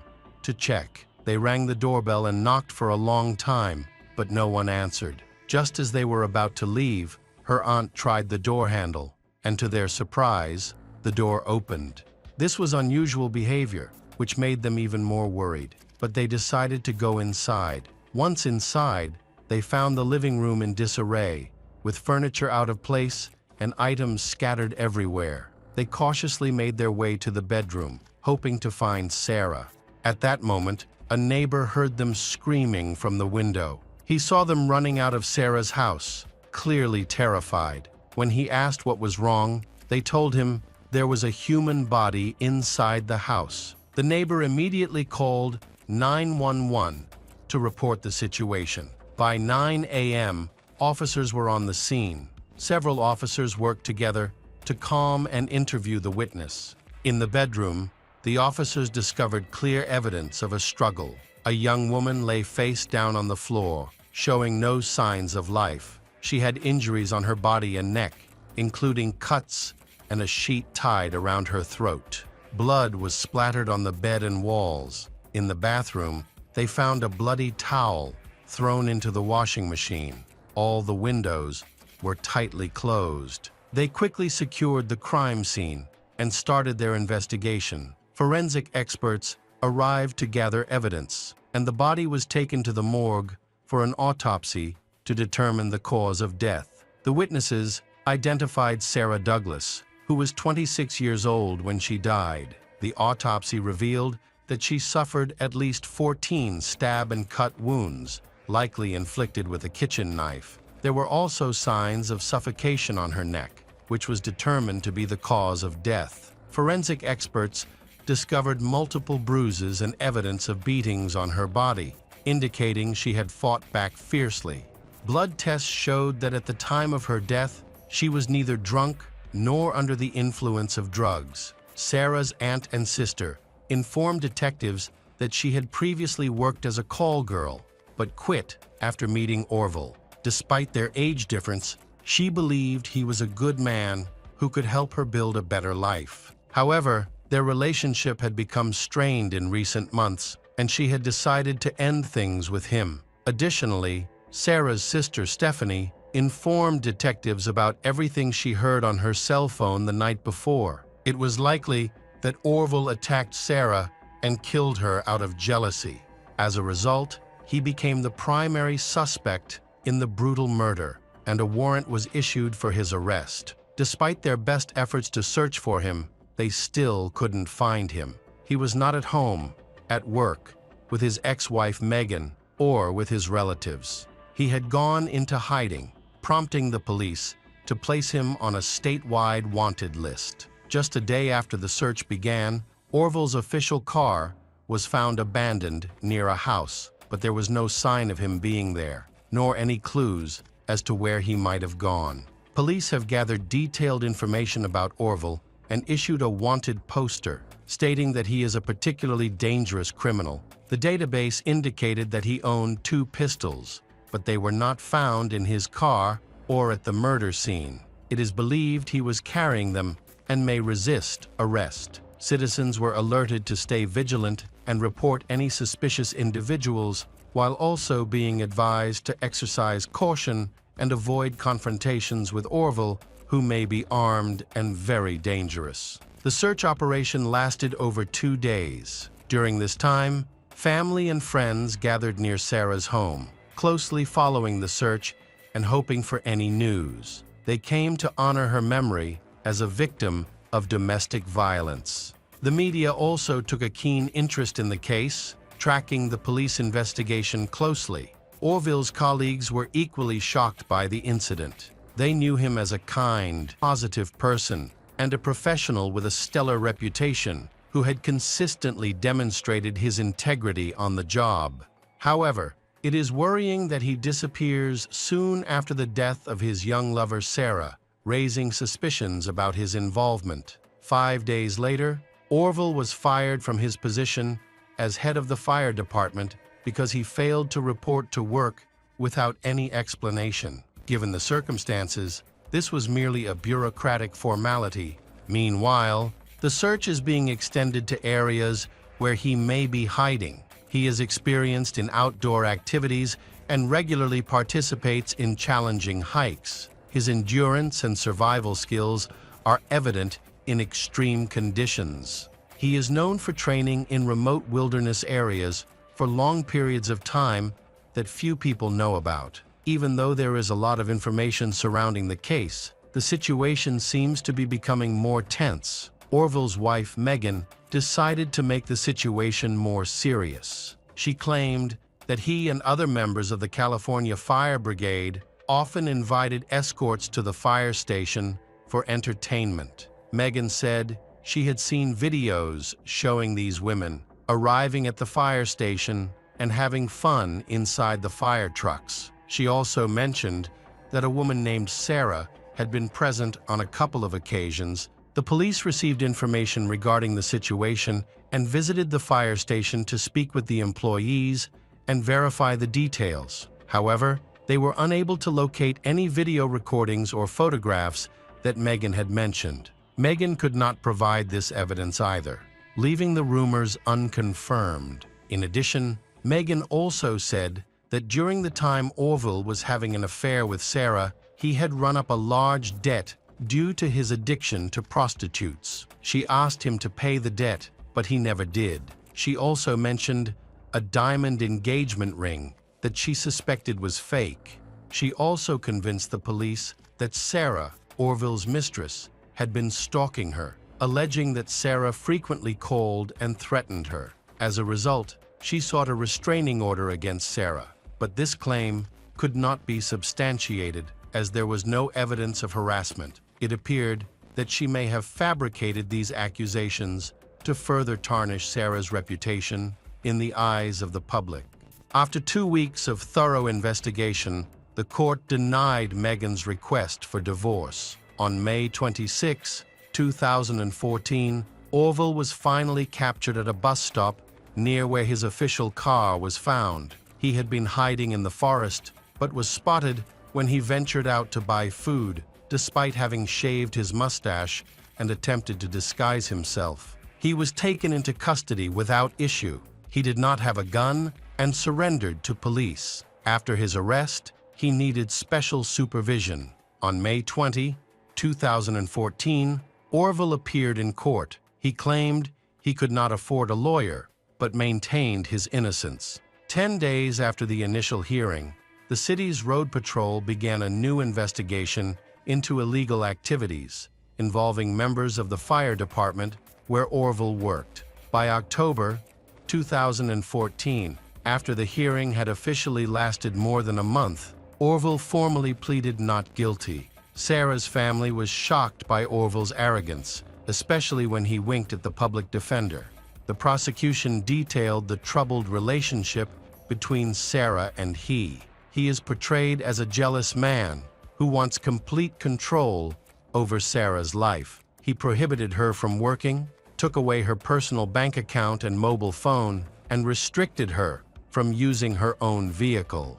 Meanwhile, an investigation is underway into misconduct at the fire department where Orville worked. On December 29, 2014, the investigation confirmed that there was inappropriate sexual behavior between firefighters after hours. Although the video recordings mentioned by Megan were never located, but the investigation led to 16 firefighters being placed on administrative leave. In June 2015, the Orville trial entered its final stages. The defense presented defendant Orville in a favorable light, arguing that he was a victim influenced by Sarah, a prostitute with drug and alcohol problems. They argued that he was exploited and pointed out that he did not recall the argument with Sarah. This strategy was intended to help reduce the charges against him. As part of this strategy, the defense also sought to discredit Sarah. On the night of the incident, a violent argument erupted, which was overheard by her older sister, Stephanie. However, Orville described experiencing a dissociative state, likening it to being a zombie, as he went to the kitchen to get a knife. He then returned to the bedroom and stabbed Sarah multiple times. Next, he began strangling her until she showed no signs of life. He maintained that he could not remember the details, stating that the incident played out in his mind like disjointed fragments. Orville attempted to sway the jury by expressing deep remorse for his actions. The prosecution aimed to demonstrate that he was not telling the truth. They presented recorded interrogations where his statements contradicted his testimony during the trial. This discrepancy damaged his credibility and led the court to pursue a first-degree murder charge. On June 24, 2015, just 2 days after the debate ended and just before his birthday, Orville Fleming was charged with second-degree murder and sentenced to life in prison. Sarah's death had a devastating impact, not only on her, but also on those around her. A few months later, her brother Leroy, who was very close to her, died, unable to cope with the grief of losing his younger sister. Hello, crime enthusiasts. Are you ready for another chilling investigation? The case of Kathy Sposito. Kathy Sposito is a young girl who has always been close to her parents. Kathy's parents divorced while she was still in school, but despite this separation, she remained close to both her mother and father. Kathy, after completing her schooling, intended to further her education and build a career in the field of environmental security. She had a deep concern for environmental issues and aspired to contribute towards the betterment of humanity. To finance her goals, she took up a job to save money for her relocation. With high ambitions, she set out to find a more suitable place to live. In early 1987, Kathy moved from Brooklyn to Prescott, Arizona, USA. The region was renowned for its scenic beauty, untamed natural landscapes, and opportunities for those seeking to fulfill their dreams. At the time, Kathy was 23 years old. In Prescott, Kathy planned to earn a degree in environmental protection while working as a waitress at a local restaurant to support herself. Kathy was determined to be financially independent and not rely on her parents for money. She rented an apartment, paid her own tuition, and prided herself on being self-sufficient. She was described as a kind, caring, and understanding person. Kathy's life was just beginning, and a bright future lay ahead of her. Tragically, her life came to an abrupt end. After moving to Prescott, Kathy decided to take a walk around the local attractions on the morning of June 13, 1987. She chose a trail located on Prescott National Forest Trail 33, which is a 2-mile route through a forest and mountains. The hike takes about 2 hours, making it a good workout for tourists and athletes. Kathy did not have a car, so she planned to bike to the trail and then walk to clear her mind. Around 7 o'clock in the morning, Kathy set off, reached the trail, and locked her bike to a nearby road sign in the parking lot before beginning her hike. Unbeknownst to her, terrible danger was awaiting her. Less than an hour later, several tourists walking the trail noticed a suspicious trail on the path that looked very much like blood, stretching a significant distance before abruptly veering off into dense bushes. Following the trail, the witnesses were horrified to find Kathy's body hidden in the bushes. The area was quiet and considered safe, located just a few hundred meters from the start of the trail. The eyewitnesses immediately called the police. While waiting for police, they inspected the area and found material evidence, which they handed over to the police. Unfortunately, this may have compromised critical evidence. When police and paramedics arrived, the body was identified as Kathy Sposito, a local student. She had been the victim of a brutal attack. The crime scene was horrific. 2 large rocks with blood and hair stains were found near her body, indicating that she had been hit multiple times in the head. Additionally, marks on her face and head indicated that she had been hit with a wrench. A local tourist later picked up the wrench and gave it to the police, inadvertently contaminating the evidence. Kathy suffered a hit by bullets wound to the eye from a .22 caliber pistol and a deep stab wound to the neck. The level of violence was shocking, suggesting that the attacker did not intend for Kathy to live. The medical examiner determined that Kathy's cause of death was traumatic brain injury and subsequent blood loss. Although there were no signs of rape because Kathy was fully clothed, later reports indicated that there may have been injuries to her genitals, leading police to believe that the perpetrator may have intended to sexually assault her but was stopped before committing the act. Abel's with her, and none of her belongings were disturbed, suggesting that robbery was not the motive behind the crime. The brutality of the attack shocked the community, raising fears that a mass attack was underway. As a result, a once peaceful area became dangerous and unsafe for all. Kathy's family and friends were devastated by her death. She appeared to have no enemies and was not involved in any illegal activities. She had a clean record with no history of mental health problems. The attack appeared random and brutal, leaving even experienced police officers baffled. 3 witnesses, children playing soccer on a nearby field next to the parking lot, reported hearing screams for help. However, they were frightened and did not know how to react because there were no adults around. A man on the other side of the trail also reported hearing a woman scream, but because of the echoes around him, he could not determine where help was needed. The densely wooded area, with steep hills and foliage, provided the perfect hiding place for a criminal to hide. According to the forensic expert, Kathy's death was almost instantaneous due to the severe head injuries she sustained. Her body was then dragged into the underbrush to conceal it from view. The entire attack occurred swiftly and violently, leaving little opportunity for anyone to intervene. As the police lacked any leads or suspects, they issued a public warning to alert hikers and walkers in the area to exercise caution. Informational signs along the trail warned visitors to be careful of bush, especially in isolated areas with dense vegetation. The area around the body was carefully secured. However, the crime scene was disturbed before the investigation began.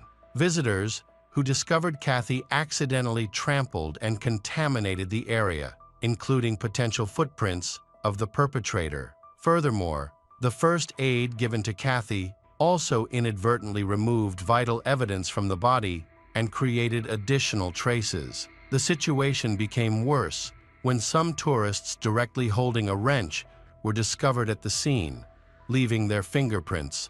DNA analysis techniques were not yet developed at that time, seriously hindering the investigation. 3 days after Kathy's body was discovered, on June 16, 2015, police announced that no suspects had been identified and there was no evidence of rape. Although some evidence was found, it was contaminated, and the technology available at the time was not advanced enough to properly analyze it. In an effort to gather more information, a public appeal was placed in a local newspaper, hoping to encourage potential witnesses to come forward. Police also interviewed people who had been at the park that morning, focusing on 2 people who were closest to the scene. Police made a specific appeal to these people, assuming that they might have noticed suspicious activity. Unfortunately, no one responded to the appeal. In a subsequent effort to gather more information, police decided to re-interview witnesses, particularly children, who may have heard something that could aid the investigation. Unfortunately, their search for these people yielded no clues. In the 1990s, with the advent of DNA testing as a widely used investigative method, the police sent the evidence to a laboratory for analysis and obtain test results. It is worth noting that the accuracy of DNA testing results at that time was significantly lower than it is today, and there was a high risk of getting inaccurate data. The forensic results showed traces of DNA from Kathy and an unidentified man. Upon further investigation, the DNA matched that of the forensic expert who performed Kathy's autopsy. This aroused suspicion among the police. Despite the strange coincidence, the forensic expert was arrested and questioned. He claimed that the DNA must have been accidentally transferred during the autopsy, which was a plausible explanation. The forensic expert then presented a solid alibi, and he had no previous connection to Kathy or motive for the crime, ultimately eliminating him as a suspect. The investigation hit a dead end, and for years, the police found no new leads. The failure of the police to find the culprit and bring him to justice caused widespread outrage. In an effort to find the perpetrator, several volunteer groups formed to conduct their own investigations. They utilized social media and gathered information, but found no valuable leads. Over time, similar brutal murders did not occur. This could indicate that the attack was personally motivated, targeting Kathy, or that the perpetrator went into hiding to avoid drawing attention to himself, or perhaps moved elsewhere to continue committing crimes. A new police team was then assembled to re-examine the crime scene and collect evidence. A seasoned police officer was appointed to the investigation. A promising lead emerged in the early 2000s. However, police attention was diverted by more recent cases that took priority, hindering progress in this case. After years of no further information came to light, Kathy's brother reopened the investigation in 2016. They returned to the crime scene, interviewed park staff and visitors, and appealed to the public for any information that might help move the case forward. Kathy's relatives reached out to her former classmates and fellow students, expressing their frustration that the killer remained at large. In an effort to reinvigorate the case, the family funded the creation of several posters that were displayed on advertising boards throughout the city. They also handed out flyers with details about the murder, aiming to inform as many people as possible in the area. The widespread use of modern communication tools, social media, and news outlets helped disseminate the information. As a result, Kathy's case once again attracted the attention of the state and the public after 30 years. A team of 6 experienced police officers was formed, determined to solve the case. However, they faced difficulties, as decades had passed since the murder, and many physical evidence and clues had been damaged or lost over time. Furthermore, the team had to deal with current cases, which limited the time they could spend analyzing evidence and following up on past testimony. The sheriff announced news about the case in a 2020 press conference, and despite the initial expectation of a breakthrough, progress was slow. A year after the sheriff's announcement, the police team investigating Kathy's case focused on analyzing DNA evidence collected in the 1990s and made a major discovery.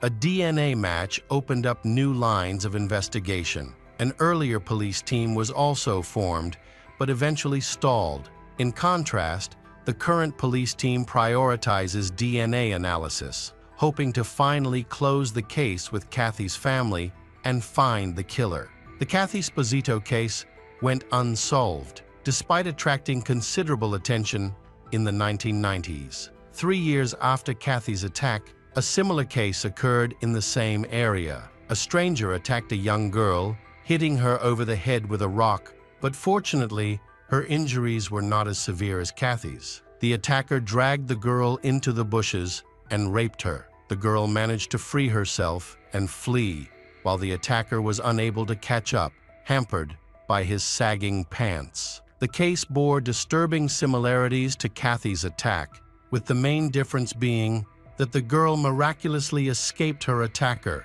The second victim also reported her incident to the police, which led to an investigation. Although police collected DNA evidence, the case was ultimately closed and inconclusive. The victim, who wished to remain anonymous because she was still afraid of her attacker, provided a detailed description of the attacker. What puzzled police was that the victim believed her attacker was a teenager. Police officer Rich Winston suspects that the similar nature of the crimes and the close proximity of the attacks suggest that both attacks were likely committed by the same person. Because there was suspicion that the same perpetrator had been involved in both cases, the DNA of the perpetrator in the second victim's case was sent to a laboratory in Paran for genealogical analysis using a groundbreaking DNA technique. This method involves searching an extensive DNA database to find potential matches to relatives of the DNA owner. Using databases beyond those related to crime can help identify suspects even if they have no criminal record. Several public companies in the United States collect DNA samples from people who voluntarily submit them, often to search for their ancestors or long-lost relatives. Millions of people are in these databases, creating a huge data pool. Through the investigation, the list of potential suspects was narrowed down to two: the Bennett brothers, who lived in Pret at the time of Kathy's attack. Notably, both brothers had troubled pasts, growing up in disadvantaged environments and having had previous run-ins with the law. Police were initially drawn to Brian Scott Bennett for his violent behavior, including a sexual assault. Born on July 30, 1970, Brian was a teenager at the time of the attack, matching the age described by another victim. However, Rich Winston, the police officer leading the case, found this difficult to accept, as the extent of Kathy's injuries led him to believe that an older, more experienced killer had been involved. Rich even questioned the lab results and requested a retest. However, the results were accurate, confirming Brian's involvement in the crime. Brian dropped out of school in Kent and spent time in Prescott, Arizona from around 1980 to 1988. In 1989, Brian joined the Army, but his service was relatively short-lived. He returned to Prescott a year later, but didn't stay for long. Over the next few years, Brian moved around, living in California, Kansas, and North Carolina. His childhood and youth were marked by difficulties. Like many young people, Brian enjoyed partying at a young age. However, this lifestyle led to trouble, and he spent a short time in prison in Arizona for forging documents and checks. Brian's sentence ended in 1993. It is a disturbing fact that since his release, Brian has been involved in 4 assaults. Although he was charged in these cases, they never went to trial due to lack of evidence. In the end, Brian was acquitted of the charges.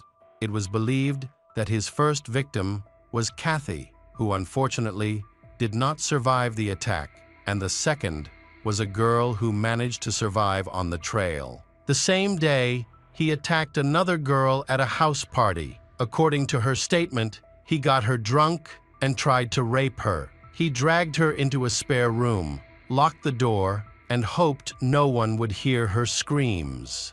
However, the other partygoers understood the situation and broke down the door. Brian escaped through a window, but was arrested the next day. Despite the arrest, the court was unable to prove his guilt in the case. The key issue was the inconsistent testimonies from witnesses, largely due to the fact that everyone had been drinking heavily at the party. Many considered the events that unfolded to be a joke, which ultimately led to the acquittal of the extremely Brian. Given the way Brian attacked his victims, police believe he may have been involved in several crimes in the area over the years. The incident occurred in the summer of 1993. Brian kidnapped a young woman named Renee, threatened her with a knife, and attacked her in her home. He then dragged her into a car and drove away. Fortunately, Brian forgot to turn on his headlights and a police officer pulled over. Renee immediately reported to the police that she was a victim of kidnapping. Brian was arrested and Renee was rescued. Surprisingly, however, Brian was never charged due to lack of evidence. Police have investigated several other cases involving Brian. Among them are 2 survivors of Brian's attacks. One was attacked on a trail, and the other, Renee, was abducted from her home. Both victims identified Brian as the perpetrator from a photograph. With this new information, police need to obtain a DNA sample from Brian to compare with evidence collected at the crime scene. Unfortunately, the investigation hit another snag as police struggled to locate Brian. It was later discovered that he had traveled to several states in the 1990s before returning to his hometown of Kent. There, he lived as a recluse, avoiding contact with anyone. Tragedy struck when neighbors reported a suspicious odor coming from Brian's apartment, and police found Brian dead in his home. It turned out that Brian had taken his own life about 6 months after the attack on Renee. With no suicide note or expression of remorse for Brian's heinous crime, the police continued to pursue justice. In November 2012, Brian's body was exhumed and DNA samples were collected. The results, released in March 2013, were conclusive. The sample matched DNA evidence from the crime scene, proving that Brian Scott Bennett was responsible for Kathy's death. Finally, after 36 long years, the case was closed, bringing relief to all those hoping for justice. Welcome back to our channel. Today we will explore a new case, the case of Celeste Beard, behind the doors of a lavish Texas mansion where life seemed filled with happiness and wealth. A dark conspiracy led to the tragic death of Stephen Beard, a respected millionaire. A horrific event shattered the peace, revealing shocking secrets about love, betrayal, and bottomless greed. Austin is the capital of Texas, USA, and has a population of around 1 million people. A large portion of this population consists of students and employees from local colleges. Many graduates choose to stay in the area to work in high-tech industries. Similar to those found in Silicon Valley, Stephen Beard moved to Austin with his wife in 2008 after winning a contract with an independent television company. At that time, he had no idea of the remarkable success that lay ahead for him, nor the tragic events that would later unfold in his life. In 1924, in Dallas, Texas, he was close to his mother but did not know his father. After finishing high school, he pursued a career in engineering. However, during the post-war years, he faced significant challenges in finding a job. Eventually, he secured a position as a shoe salesman in Dallas, earning a modest salary of $15 a week despite the low pay. He later regarded this job as his greatest success because it was where he met his future wife, Elise, a model. They made a vibrant and harmonious couple. Elise was slender and petite, but enjoyed activities like fishing and horseback riding, which were considered more masculine. Both shared a boundless energy, making them well-suited for each other. Shortly after these events, Stephen landed his dream job at a radio station in Dallas. He worked hard to rise from a cleaner to a leading advertising agent, eventually becoming a television program producer and a highly sought-after expert in his field. While Stephen advanced in his career, Elise focused on being a housewife and raising their 3 children. Their first daughter was born when Stephen was 48.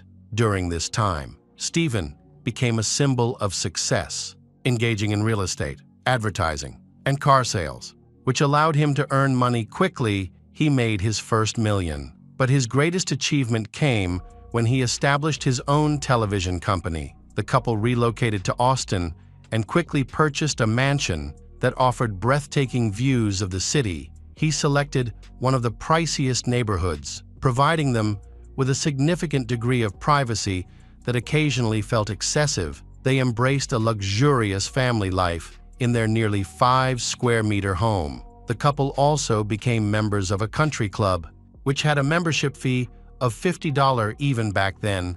By this time, Stephen and Elise had no financial concerns, and that amount was merely a small expense for them at this time. Stephen gained significant weight. He humorously related his weight gain to his lifestyle and financial situation. He enjoyed indulging in food and drinks while living a mostly inactive life, while his wife remained focused on maintaining her health and fitness. Beginning in 1986, Stephen's media business started to thrive, however. The family faced a tragic event when, in 1993, Elise was diagnosed with a malignant brain tumor. This news devastated them all throughout her chemotherapy and radiation treatment. Stephen remained by Elise's side, providing her with unwavering support. In the summer of that year, she went into remission, and they took a cruise to celebrate their 45th anniversary.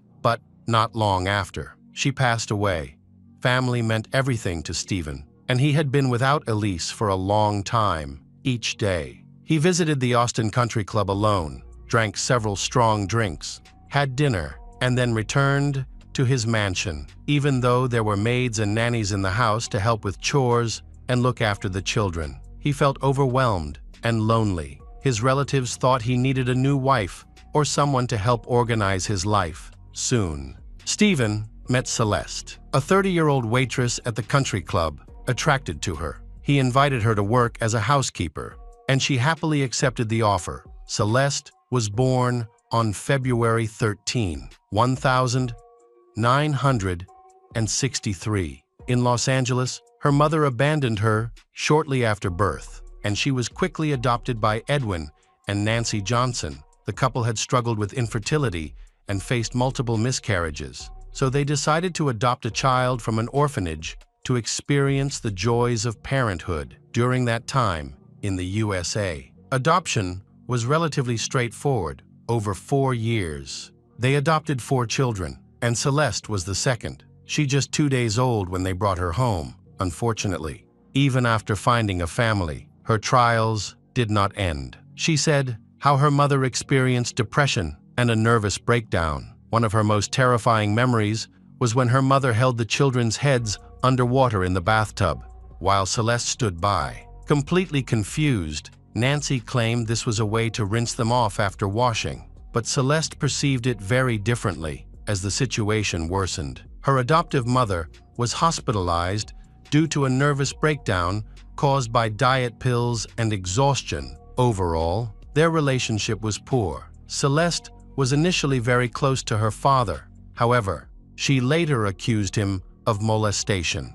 claiming it happened when she was 11. However, Edwin maintained that these accusations were false. In high school, Celeste's adoptive parents separated, which caused her to become more distant and harsh towards those she cared about. Her mother and father fought for custody, with Edwin facing allegations of domestic violence and sexual harassment. Nancy was seen as a potential threat due to her mental health struggles during the custody trial. Celeste testified against her father, even alleging that he had once hit her in the face with a knife. Although she claimed the scar had faded over time, many found her story hard to believe. As her behavior at the time was erratic and aggressive, Celeste was referred to a psychiatrist, but the doctor could not determine the root of her issues. Ultimately, they concluded that she was simply going through a challenging phase typical of adolescence,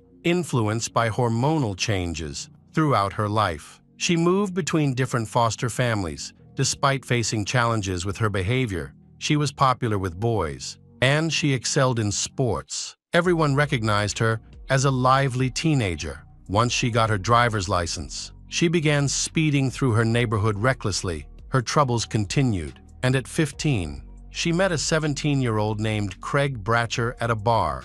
Shortly after their relationship began, she started skipping school and using drugs. Most of her time was spent hanging out with him at the beach. They eventually moved in together, and by 17, she became pregnant with twins. During this time, her tendency to lie became apparent. She told people that these children had been eagerly anticipated, but later expressed that her boyfriend was opposed to the pregnancy. She claimed to doctors that he had once struck her in the stomach, but later retracted that statement. Despite these inconsistencies, Celeste became engaged to her boyfriend on December 6, 1980, although doctors advised her to rest in bed because of the risk of losing the pregnancy. She persisted in living a carefree lifestyle. In 2008, she gave birth to twins, Jennifer and Christina. Several months prematurely, the babies spent approximately 3 months in the hospital on life support after returning home. The couple's relationship turned increasingly hostile. They maintained their reckless lifestyle, which led to more frequent arguments that escalated into fights. Celeste often found herself in conflict due to her fiery temper. At times, she harmed herself and then blamed Craig for domestic violence. Trying to rationalize her actions, she frequently referenced her past trauma, claiming she had been sexually abused as a child. However, her story changed over time. She began to allege that not just her father, but also her older brother had molested her. Many people were skeptical of Celeste's claims. Viewing her as a habitual liar, she reported Craig to the police for domestic violence after her husband found her in bed with a neighbor. In response, Craig threatened the couple with a weapon, which resulted in Craig serving 4 months in prison. Though no one was injured during the incident, Celeste secured a restraining order against Craig, and they divorced in May 1982 when their twins were just over a year old. Despite the accusations and the restraining order, Celeste frequently left the children with their biological father to attend various parties after the divorce. Celeste faced housing issues and moved in with a friend along with her children.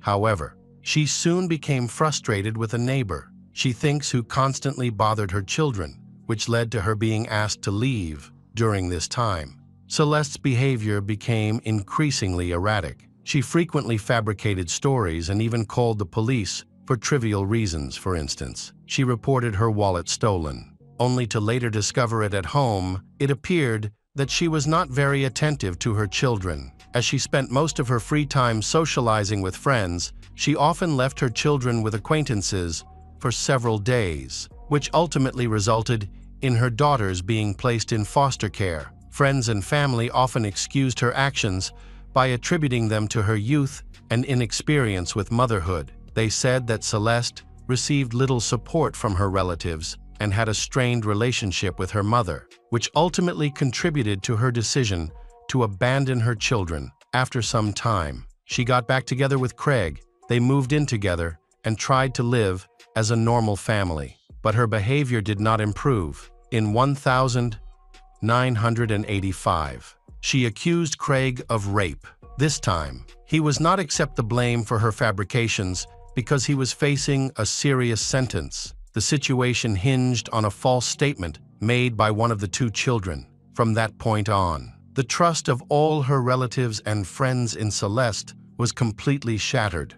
No one believed her anymore. Eventually, all her claims were questioned, including the rape allegations. As her father and brothers failed to confirm them, it seems she had planned to manipulate the situation from the beginning. In the following years, Celeste married twice and then divorced again. Her behavior did not change. She remained aggressive and deceitful during this time. She was diagnosed with a depressive disorder despite undergoing treatment and taking medication. She saw little improvement and often experienced emotional breakdowns after ending relationships. Eventually, Celeste met a wealthy man named Jimmy Martinez. By this point, her children were already 11 years old. She fought with her ex-husband Craig for custody, as he believed she was an unfit mother and that the children were at risk. Craig won the custody battle, but Celeste tries to appear saddened by the loss of one of her daughters, Christina, with whom she had a closer bond. Although Craig tried to regain custody, Celeste resisted, and the twins returned to their chaotic lifestyle. However, this situation did not last long. As Celeste was summoned to Arizona on fraud charges, authorities discovered that Celeste had attempted to rob a couple who had briefly adopted her child. She tried to use her usual tactics to deflect blame, but she failed this time. Additionally, she had set her car on fire in the desert to collect insurance money. The victims discovered this and helped bring her to justice. Ultimately, her fraud was exposed. Fortunately for Celeste, she received a sympathetic judge who sentenced her to probation and a $20 fine. In exchange, she agreed to move to Texas and never returned to Arizona. Celeste moved in with Jimmy, and soon after, they got married. She took his last name. But Jimmy soon realized that she was accumulating a significant amount of debt, totaling tens of thousands of dollars. It was confusing for him because she was now his legal wife, and he didn't understand why this was happening. When he tried to clarify to the creditors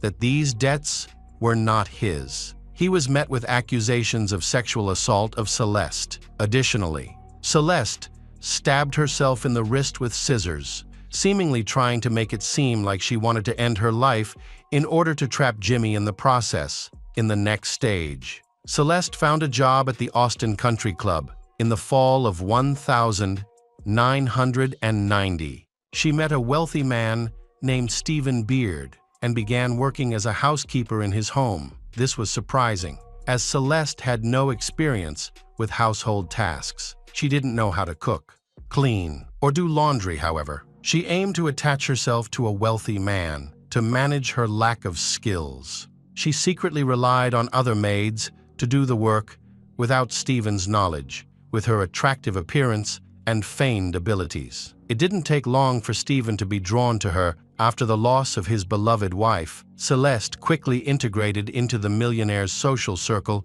and even joked with his friends about her role as a housekeeper, despite her lack of skills. While everyone laughed politely, they were well aware that Celeste was not truly suitable for Stephen. Celeste was openly disinterested in Stephen, telling her daughter Christina that the only reason she liked him was because he was wealthy. Despite this, she continued to fabricate stories about herself, claiming to be a certified accounting specialist. By this time, many people suspected that she had serious issues. Craig even tried to warn Stephen about her true nature. One day, when he received a call from Craig, he wanted to discuss their children. Craig took the opportunity to caution Stephen that Celeste was a very dangerous woman. However, Stephen was unwavering in his feelings. He saw Celeste as a source of light during a tough time in his life and was grateful for the happiness she brought him. Celeste significantly improved Stephen's life when his doctor informed him that he had an enlarged heart and was at high risk for a heart attack.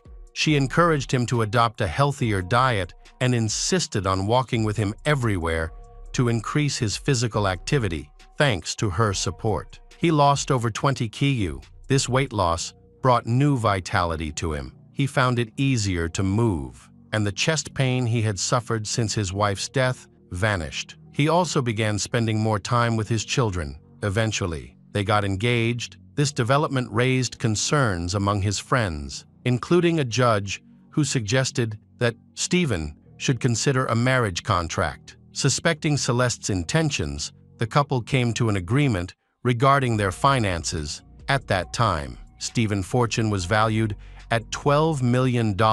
If they separated, Stephen would keep all his real estate. If Celeste stayed married to him for 3 years, she would receive $500 in case she remained with him until his death. She would get $1 million. Additionally, he gave her $500 as a wedding gift. Under these conditions, on February 18, 1995, Celeste married Stephen Beard, her fourth husband, in a ceremony at the Austin Country Club, where she had recently worked as a waitress. The event was not well received by everyone. Ira, one of Stephen and Christina's children, attended the wedding. The others chose not to attend. Believing the marriage was a disingenuous arrangement, Celeste and Stephen spent their honeymoon in New Orleans. In March 1995, when they returned, Christina moved in with them. Christina often witnessed her mother crushing pills and mixing them into her husband's food. Celeste claimed these were sleeping pills, allowing her to leave her husband at home and go out for fun. Many people knew she frequented clubs at night while her husband slept, but they kept it from Stephen to avoid upsetting him. However, he soon sensed something was off. Despite giving Celeste a limited budget, he quickly noticed that she had spent over $100 within just a month of their marriage. He was particularly alarmed by the disappearance of jewelry from the safe. A friend at the bank informed him that Celeste had actually stolen the jewelry belonging to his late wife, Elise. This revelation enraged him, leading him to decide to kick Celeste out of the house. In a state of despair, she started to defend her actions, stating that she owed $20 in Arizona and had taken the jewelry to settle the debt. Celeste assured him that she would return everything once her financial issues were resolved. At this time, Stephen found himself repeating the mistakes of previous men. He was deceived and manipulated, although out of protection for her. He ended up covering her insurance fraud and withdrew his divorce. Celeste was admitted to a psychiatric clinic, where she was diagnosed with borderline personality disorder and given medication that she was required to take. However, she continued to lie. Celeste realized that she was dealing with a smart and experienced man, not a naive one. This meant she needed to be more careful and strategic than Stephen was used to. Her first goal is to convince her husband to buy the property, which would allow her to claim half. In the event of divorce, Celeste emphasized that she couldn't feel comfortable in a house purchased while Elise was still alive. Ultimately, Stephen agreed and sold the house. They moved to the lake house, which they planned to renovate with the help of a renowned architect. Stephen was involved in the project almost daily. Celeste kept pressuring her husband for more assets. At the start of 1996, Stephen met with his lawyer to revise their marriage contract. The new agreement stated that if he died, Celeste would get not only $1 million, but also half of their new mansion, while he supervised the construction. Celeste spent her time shopping and hardly visited the site, knowing she would receive a substantial payout upon her husband's death. She aimed to expedite that outcome. They had a daily routine of drinking together. He enjoyed high-quality alcohol, but she secretly replaced it with a cheaper, questionable drink. She even mixed in drugs, playfully referring to her concoction as a cemetery cocktail among her friends. Celeste was now waiting for her plan to unfold. In the meantime, her first husband was self-harm, and her second daughter moved in with her at around 3 a.m. on October 2, 1999. Stephen called 911. The 75-year-old man was clearly panicked and confused. He told the dispatcher that he did not want to die. From his words, the dispatcher realized that he had a serious injury. Stephen said he was holding his internal organs in place to prevent them from falling out. He was unable to explain how he got hurt. He had woken up in severe pain and urgently needed help. After reaching out to the dispatch service, he informed them that his wife, Celeste, was in a different part of the mansion. He requested that they ask her to come to him. However, when the dispatcher tried to contact her, there was no response. When the police arrived, no one answered the door. They circled the house and discovered a small patio behind glass doors. Inside, a man was sitting. He was holding a phone in one hand and gripping the door with the other. Right away, one of the officers smashed the glass door to enter the bedroom. Although Stephen was in very bad shape, he was still alive. It appeared that his stomach had been severely injured. Stephen denied having had a recent surgery and that the stitches could have come undone, but he could not explain what had actually happened. The police quickly called a rescue helicopter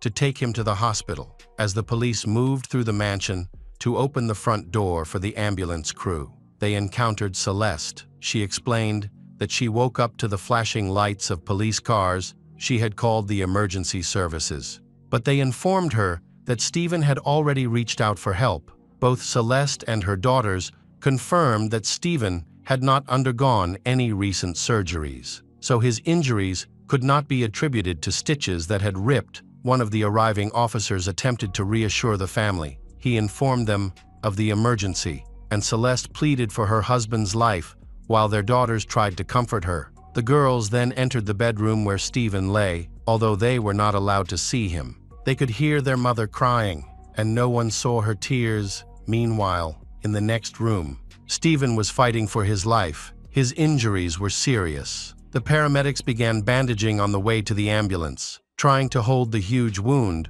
one officer noticed a shell casing worker on the bedroom floor. Leading to the declaration of the room as a crime scene, investigators and forensic experts were called immediately, and all outsiders were removed from the bedroom to begin the investigation.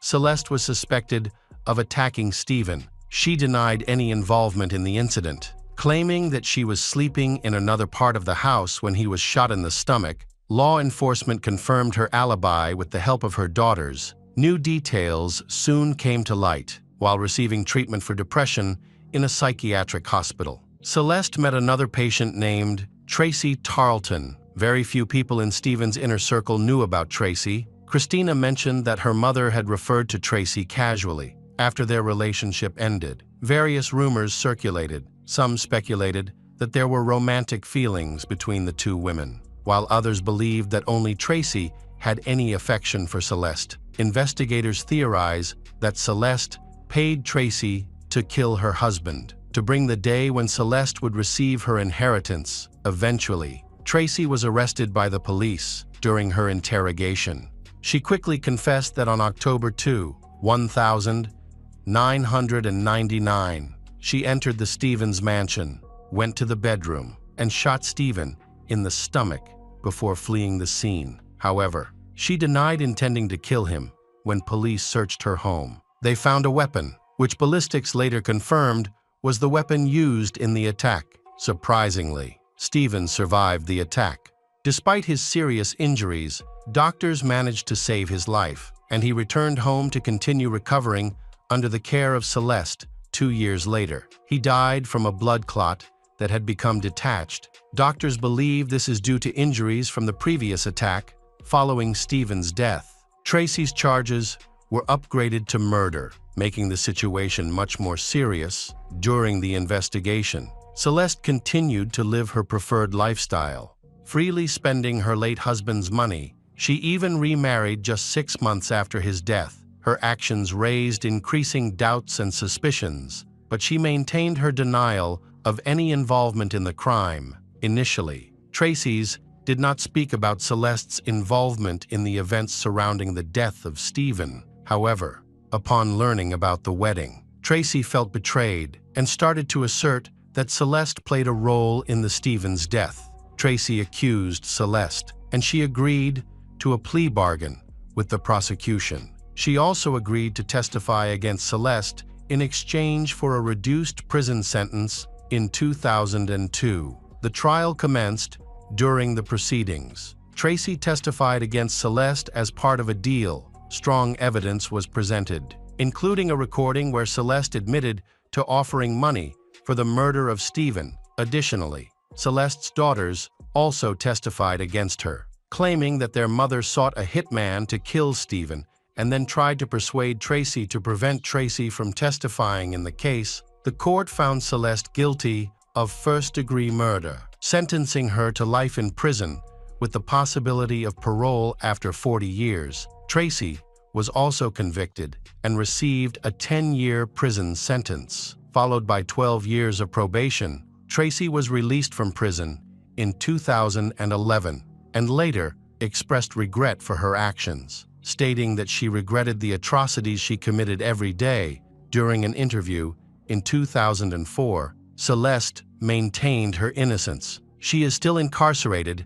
and will be eligible for parole in 2042. When she turns 79, the Stephen Beard case is not just a crime story, but also a reflection on the complex relationships, greed, and betrayal in life, from a wealthy millionaire to the victim of a calculated murder plot. This case shows how blind love, hate, and power can lead to tragedy. Despite ending with harsh sentences, the trauma endured by Stephen's family and the characters involved remains a lasting reminder that sometimes dark secrets can never be hidden forever, and that every decision can change our lives forever.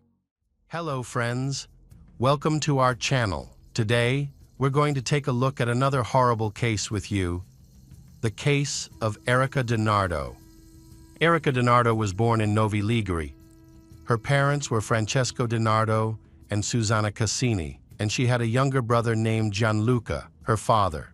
Francesco was an engineer and a top manager at a local chocolate company. He was a respected man who built his success through hard work. After moving from southern Italy, Susanna, her mother, worked as an accountant at the same company. But after having Erika and Gianluca, she chose to become a full-time homemaker to focus on raising her children. Susanna was very religious and frequently attended church, spending her free time dedicated to family life. The Susanna family lived in a spacious villa in the suburbs of Novi Ligure. Erika was a 16-year-old girl from a wealthy family. She did not show much interest in studying during her school years. But in high school, she began taking accounting courses at the urging of her mother, where she seemed to prove academically successful. Her younger brother, Gianluca, was 11 at the time and focused on his studies. Hoping to follow in his father's footsteps, their family life was peaceful and stable, with no signs of impending turmoil. Then, on February 21, 2001, everything changed. One evening, two women were driving down a narrow street in Novi Ligure when they saw a girl walking. She was covered in blood. The women quickly stopped to help her. The girl introduced herself as Erika and informed them that someone had just attacked her mother and younger brother. What surprised them was that the women were Erika's neighbors. They checked on Erika and called the police, who quickly arrived at Erika's family home. When the police arrived, they entered the house and witnessed a horrific scene on the kitchen floor. They found the body of 42-year-old Susanna. The kitchen table was knocked over and broken. Susanna had been attacked and murdered. Bloody shoe prints could be seen on the floor. Police then began searching for Erika's younger brother, who, according to Erika, had also been assaulted.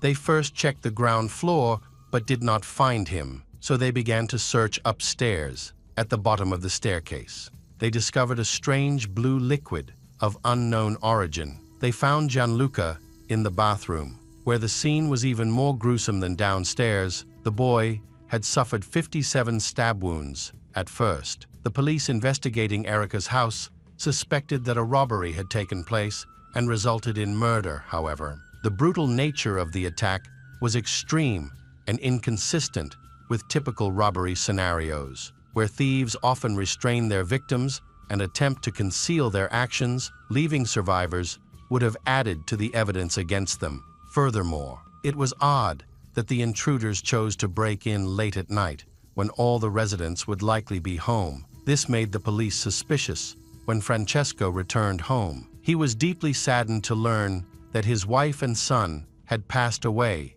He tried to comfort Erika. Holding her in tears, Erika told police that she had been in her room upstairs that night, listening to loud music.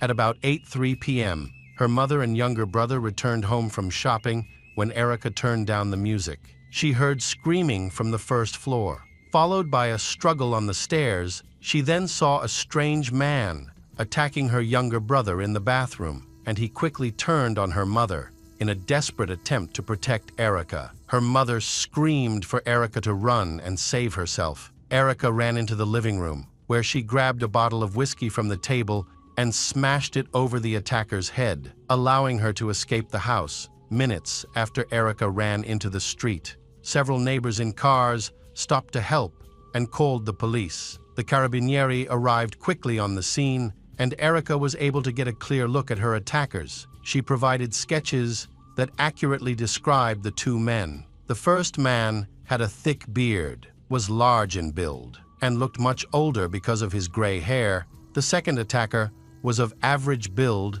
and appeared to be about 25 years old. Forensic scientists examined the crime scene and confirmed that the attackers had entered the house through the garage. However, neighbors reported that the family pets had been quiet throughout the evening. Although they appeared to react aggressively to strangers, it appears that Gianluca tried to escape up the stairs but was caught. At that moment, Susanna fought back desperately, reaching the kitchen, but eventually passed out and died from loss of blood. There was public outrage over the crime, which was the sixth case of attacks and robberies in which a certain gang of migrants was involved. The police had been unable to do anything about it yet, despite the suspected robbery. No valuables or belongings were found missing during a search of the family home, raising suspicions. However, the public shrugged off the news, blaming the government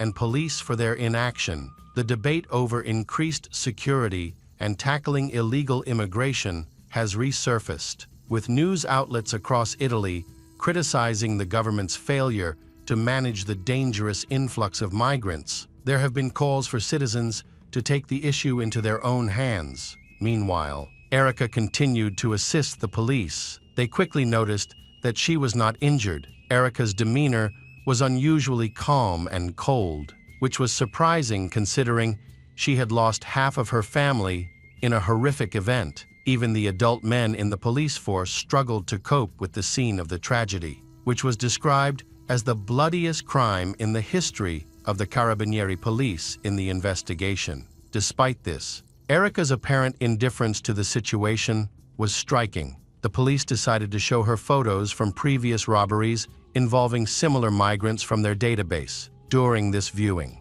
she recognized a young man, the same person whose head she had struck with a bottle. His name is Arben, an Albanian from Italy with a permanent residence permit. The young man had a minor issue with the police, but it wasn't serious at that time. Police quickly located Arben and took him to the police station for questioning. They also discovered clothes at his home that matched the description of the attackers given by Erica. However, under questioning, he maintained his innocence. Arben provided a solid alibi, stating that on February 21 at 8:30 p.m., he was bowling with friends. His testimony was confirmed by both witnesses and surveillance camera footage, leading to his release. Furthermore, Erica claimed that she had hit him in the face with a heavy glass bottle, which should have left a mark, but Arben had no head injuries. Police noticed increasing inconsistencies in Erica's testimony. Her behavior seemed suspicious. Raising the police's suspicions, the motive for the crime seemed suspicious because valuables were still in the house. There were no signs of forced entry. The dogs were not barking. And the brutality of the attack raised further suspicion. Generally, criminals harbor grudges that lead to multiple knife wounds. This often suggests a personal motive for the attack.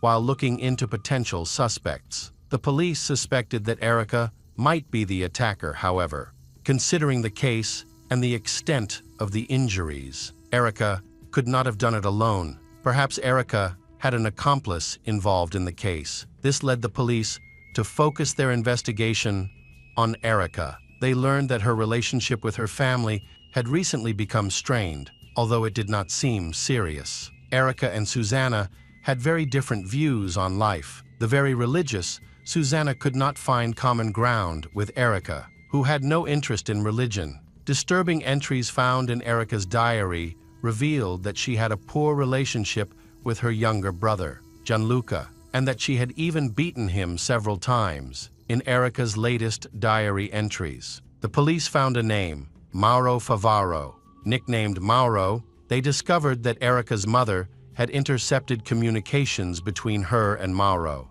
prompting them to investigate further.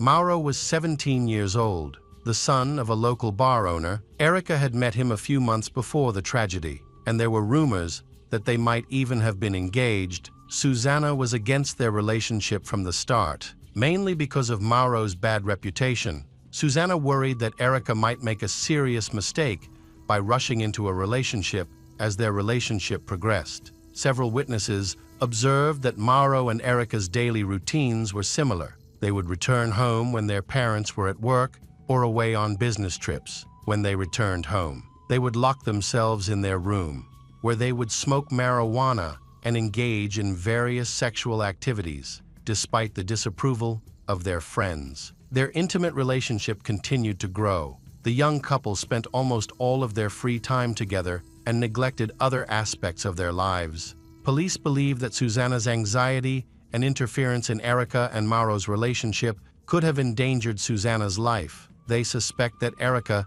may have attacked her younger brother, with whom she had a strained relationship during this time. Mauro may have been attacking Susanna on February 23. The police decided to take Erica and Mauro back to the crime scene to observe their reactions and behavior.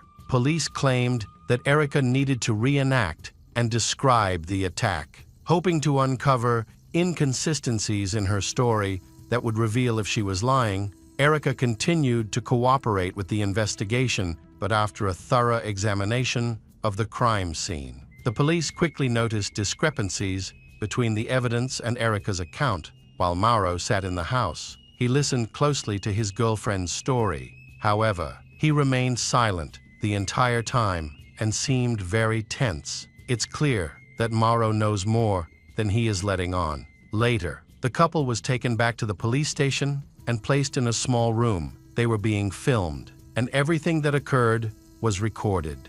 But the Erica and Mauro were unaware of this. The Mauro appeared very anxious, while the Erica tried to soothe him. After a few minutes, they both began to relax a bit and started talking about some truly disturbing topics. Mauro describes in detail how he killed Gianluca and expresses his delight at the unusual color of the water in the bathroom. Erica believes that the police have no solid evidence against them, so they will probably be released after questioning. She has prepared carefully for this situation, telling Mauro that she will be the only witness and will protect him. Erica says that they can now openly declare their love for each other and walk around the city without fear. She then happily calls out to him and kisses him. At this point, the recording in the room ends. The prosecutor's office received a recording of confessions from Mauro and Erica regarding the massacre of Erica's mother and brother. The case shocked everyone, including the local community, who were preparing to take action against migrants. Erica was sent to the Beccaria Juvenile Detention Center in Milan, while Mauro was transferred to Ferran Porti in Turin. At the time, Mauro and Erica were being questioned separately, despite her earlier promise to keep the secret and protect Mauro, which was captured on video. However, when the police put pressure on them, Mauro and Erica began to blame each other. Erica claimed that Mauro had killed her mother first and then her brother. She said that she was locked in the bathroom and was only released by him after the crime had been committed. According to her, Mauro acted out of anger because Susanna would not allow them to be together. Erica claimed to be a victim of manipulation and said that she was so depressed at the time of the crime that she barely knew what she was doing. Erica remained in contact with friends and even mentioned that she would be released soon because she was innocent and had been harmed by Mauro. However, the police had good reason to believe that Erica was actually the one who initiated the massacre and was involved in the murder. Her relatives described Erica as confident, cool, and assertive, while Mauro was seen as passive. This led the police to conclude that Erica was the driving force behind the attack, making them a couple involved in the murder.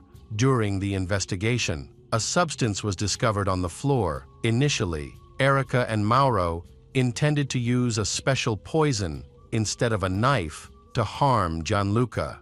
As the poison was not water-soluble, Gianluca accidentally knocked over the cup containing the poison as he ran up the stairs, leading to the discovery of the substance by a forensic scientist. Mauro claimed that Erica was the mastermind behind the idea and the crime. Mauro began to insist that he had not entered Erica's house that day. He claimed that Erica had often expressed a desire to harm her family, as they were interfering with her happiness. Mauro then recounted that Erica had let him into the house that evening and given him rubber gloves and a knife. He insisted that he had refused her request to kill younger brother and mother, which enraged Erica. She then locked him in the bathroom and only let him out after she had finished with her family members herself. The prosecutor's office had strong evidence that Mauro had lied. Mauro then cooperated with the investigation. He revealed the location of the murder weapon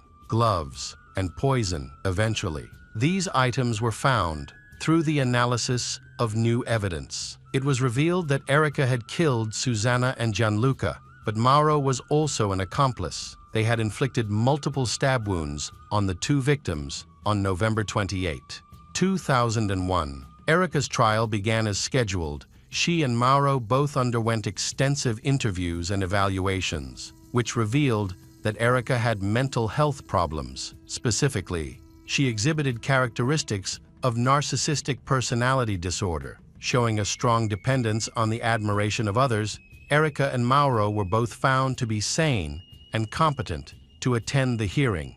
During the hearing, both accused each other. In the sequence of events that evening, a violent argument broke out between Erica and her mother when they returned home. Mauro was near the garage and, upon hearing the noise, rushed inside to drown out the noise and avoid alarming the neighbors. Erica turned up the music. Mauro then attacked her mother in the kitchen with a knife, covered her mouth to prevent her from screaming, and began to inflict several blows. During the struggle, Susanna knocked over a kitchen chair, breaking it. Seconds after the attack began, Erica joined Mauro in attacking her mother. Susanna fought off both attackers as best she could, but eventually she became weak and died. Before she died, she begged for Gianluca's life. Initially, the two did not intend to kill the boy, but since the child could be a witness, they decided to kill him as well. Erica and Mauro then attempted to drown him in the bathroom, but Gianluca fought back violently. They eventually decided to stab Gianluca after the murder. The two considered killing Erica's father, Francesco, but they were too exhausted and abandoned the idea. Believing they would not be able to overpower him, Erica and Mauro attempted to clean up the blood, but were unsuccessful. They then cleaned the knives to remove any fingerprints. One knife was discarded in the trash, along with the gloves. While the other was left on the kitchen floor, Mauro then left on his scooter. A passerby noticed him on the road, particularly his blood-stained pants, and later reported this to the police. On December 14,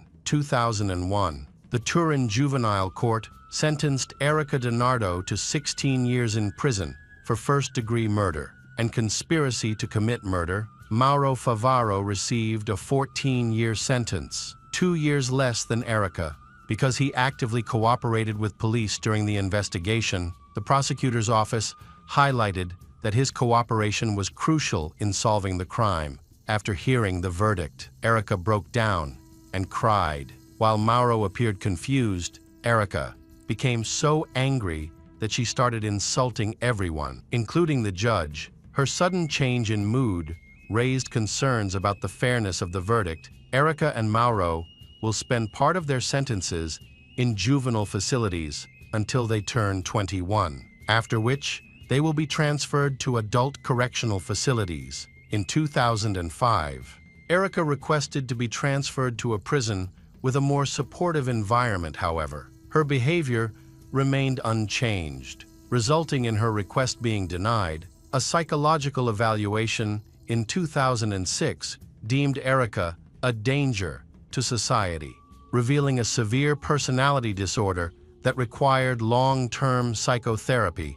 Experts warned that if nothing was done, she would likely harm others after her release from prison. After receiving treatment, Erica's condition improved significantly. She learned to control her anger and became calmer. She earned a degree in philosophy and even defended her thesis on Socrates. In April 2009, the committee praised her progress. Erica was finally released on March 3, 2010. She joined a volunteer organization that helps former prisoners reintegrate into society. Erica spent some time in a psychiatric hospital in Castiglione della Stiviere, where she met a musician who was volunteering there. They developed a romantic relationship, and she later married him. They moved to a farm near Lake Niposi. Throughout this time, her father, Francesco, remained supportive and close to her. Erica regrets her past actions. She misses her mother and younger brother and hopes that they can forgive her. In 2010, Mauro is released from prison. He finds a job as a bartender and moves in with a girlfriend. They later marry and have a daughter. However, In December, Mauro is seen visiting the graves of Susanna and Gianluca at a cemetery the next day. News of this visit makes the front page of the local newspapers. Attracting the attention of Erica and her family, she feels that Mauro's act of visiting the grave is just a way for him to gain national fame. Erica finds it shameful that he takes pictures and tries to sell them to the media. Erica's actions, in this context, highlight her coldness. Mauro expresses remorse for his past mistakes.